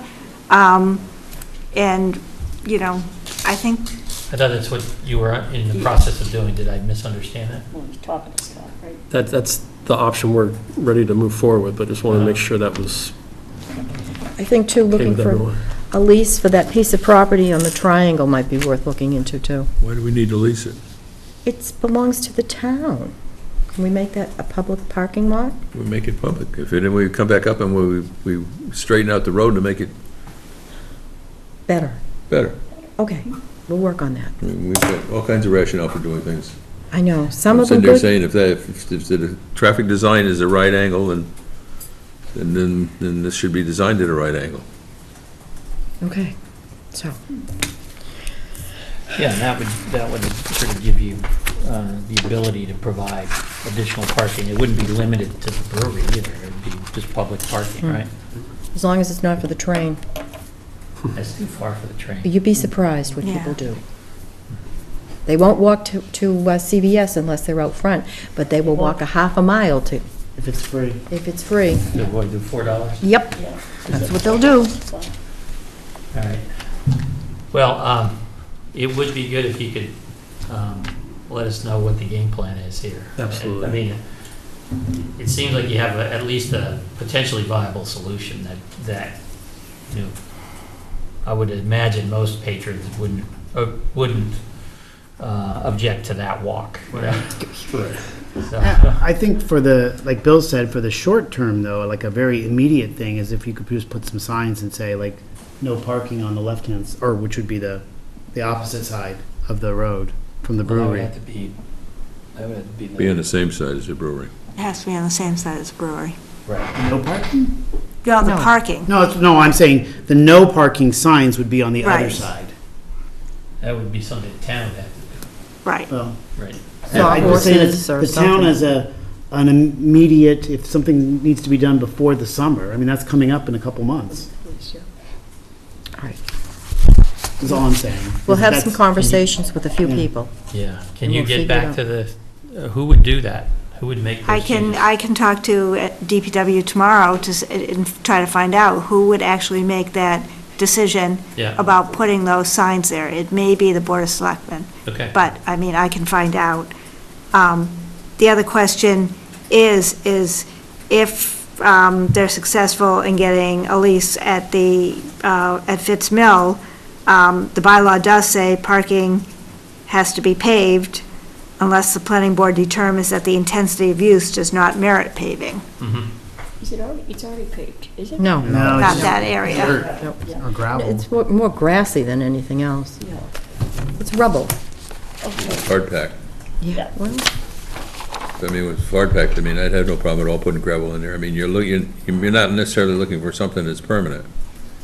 I look at, No, you could call it a temporary, it would seem to me you could use it as a temporary trial to see how it affects parking. Oh, no, I'm just trying to, in light of, trying to be fair to everybody. And so what type of permitting would you require? I would think at a minimum, it's going to require a site plan waiver because it's probably going to be more than 5 spaces. Right, I hope so. So, yeah. And I think I would look at it as something that is, I mean, you're not going to be able to lease it, I don't imagine, for 20 years or something. I don't think they would do that, no. They're probably going to give you a 1-year lease or something like that, and we're at a place where we're trying to sort of evaluate options, right? So it would seem to me this would be a good thing to do, have a 1-year sort of trial period, and maybe come back in periodically. right, so I think we have to be calling it temporary. That has to be the key buzzword for this, for fairness to all other people. that's reasonable. Okay, okay. so will you stay in contact with Karen, and Definitely. we'll figure out how we take the next step after that then? If you could talk to the DPW. Yeah, I too. will. I'll talk to the DPW and we'll see how we start moving ahead on You this. saw horses like they do on, on parade day or something. They Be a do good them trial. at Beaver Dam for the ball field. They Yeah. put sawhorses up Mhm. there. Yeah. So there's no reason why they couldn't do that. Just do it. I will inquire. Okay, Okay. great. Well, thanks, Evan, for coming in. Of course. Apologize for being late, No, no worries. and congratulations on all the Thanks. success. Thanks, I'm sure we'll be in touch. Thanks. Okay, shall we, Make every beer 10 ounces so they don't stay as long. what's that? Make every beer 10 ounces so they don't stay as long. They are 10 ounces. The flights are, aren't they? I'm talking about Oh, the growlers? They have to take those away. I'm gonna Minutes, make- we have minutes to approve? Yep. Move to approve Scituate Planning Board meeting minutes from April 12th, November 21st, and April 12th, 2018, November 21st, 2017, and November 9th, 2017. Second. All those in favor? Aye. Okay. Move to approve the requisition of $104.49 to MAPD for conference for Massachusetts Association of Planning Directors for Karen Joseph, and $104.49 to MAPD for conference for Massachusetts Association of Planning Directors for Brad Washburn. Second. All those in favor? Aye. Okay. Any liaison reports? This late stage again? EDC is looking into, hopefully working with the chamber and squaring away that sign on Route 3A that is such a Oh, yeah. disaster. That got the wind ripped the top off? Yeah, it cost $3,000 to take that down. You're kidding. New. I almost stopped to get a picture of it, but I knew that was dangerous. So we're working on that and a few other things. That's the worst intersection in town. They never should have redone it. If they had left it alone, Didn't fit the 90-degree rule. Yeah, Moving on. Anything else? nope, not right now. Anything on your end? Oh, we've got a lot. We're expecting 2 mixed-use special permits in the next month, another 2 accessory dwellings, and possibly site plan review for Roach Field. We're going to be starting working on the stormwater regs the end of next month. We've been issuing a lot of stormwater permits, dealing with a lot of stormwater complaints. And there was reports, there was an oil spill today down at the Golston property. I guess the oil tank from the existing house. So DEP was down there. Really? Yep. DEP was down there today cleaning it up, so, you know, From the existing house? That little itty bitty On the house. left-hand side as you go up the road. one where we thought was having the water problems in the wintertime, there was an oil spill, so it's, you know, being taken care of. Does anybody live there? No. No. That's where, when we But did it the was- tour, it we had drove oil up. in it? Nobody lived there? They had oil in it? It was an underground tank, apparently. Wow. Oh, an underground tank, wow. So I mean, it just occurred today. I don't know the status of anything else. But we'll keep you apprised of what's going on. Okay. I saw that, it seemed like in the paper and a couple other locations I saw, Stockbridge Landing was going forward. They're advertising in the. Signs on Stockbridge Road. Yeah, there's a new sign up on Stockbridge. Yeah, So they are. that's going to That's be starting going- construction pretty soon, I guess? Yes. Basically sold out of all their one-bedroom units, I heard. Really? Wow. Yeah, They and, get Small units, 1 bedroom, 1 bath, I guess, and they sold out. They've got them all, but you gotta put Teeny. money down on them all, and they've got it. but that's going to be starting construction, 50 Country Way. The applicant, Peter Genta, made an agreement with the selectmen the other night to help pay for the portion of the sewer line that they need to replace. They're talking marketing, I mean, they're talking occupancy June, July, and August, but I reminded, all I said at the selectmen's meeting is that you were the planning board really thought about the conditions, and that there's a lot of work left to be done out there. So I thought June was an overly optimistic date. Because I still don't have a signed agreement from the state for the affordable units. The state's ready to sign, but they don't, they're waiting for the actual document. It's been reviewed by the state. That's good. We don't have the emergency access isn't built. I'm not sure I have the rental agreement yet, and, you know, they still have to they're still doing a lot of site work. Yeah. A lot of site work. It's gone pretty slow, actually, it seemed like. Yeah. And our next meeting is May 10th, May 10th. and that's Toll Brothers. That's Toll Brothers, and we're not going to put anything else on that except for Form As that come in. Okay. And we have one Form A. I have not looked at it yet, but we have a Form A, so you'll have that. And what about the master plan work? When do we sort of Well, get going on that? The money doesn't become available till July 1st. Yeah, no, but what's the game plan? Is we would start on July 1st? Or we start thinking about, I'm just trying to understand. I will get back to you on what the game plan is. Yeah, I just wonder what the process would be. I don't know, I mean, if I guess you'd put out an RFP for a consultant and stuff. Yeah. I will talk to I'm just wondering when Brad. we need to get going on it, that's all. I'll talk to Brad on Monday.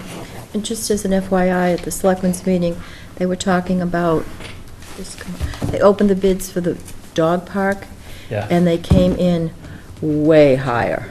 Is that right? They're Yeah. short $100,000. Wow. I was wondering what was going on there. Yep, so that's what's going on. So Oh, they're either yeah. going to have to find money from somewhere else Or value engineer. or put it out to bid again. Cut scope. So that's what's new in Sin City. Is one of the mixed-use developments pertaining to the rezoning parcel of the old medical building? No. No. No? That should, I know informally, they kind of came before us. very informally. We've never seen any plans. Okay. We've never seen any plans. I mean, the site is still for sale. Okay. One of them's going to be a small mixed-use building, and the other one is the MBTA parking lot. I mean, Right, which is big. which is big, so. When you say small mixed use, like a single building? 6 McDonald Terrace. It's supposedly something like 93, 97 First Parish with some type of mixed use in it. Oh, so it I already haven't has the ZBA approval or something? No, it doesn't need ZBA. It's going to be a mixed-use special permit, so you will. Okay. I mean, there's a house there right now, a residential dwelling, I believe, but I haven't seen any plans. We've just been told it's coming any day now. Okay. Any movement on the Riverway? I know you wrote him another letter, and he was supposed to come in, or... I haven't had time to call. I'm inundated, absolutely inundated. So no, I haven't had time. That slipped way down. Okay. All right, I am entertaining Bill's motion. Second. All those in favor? Aye.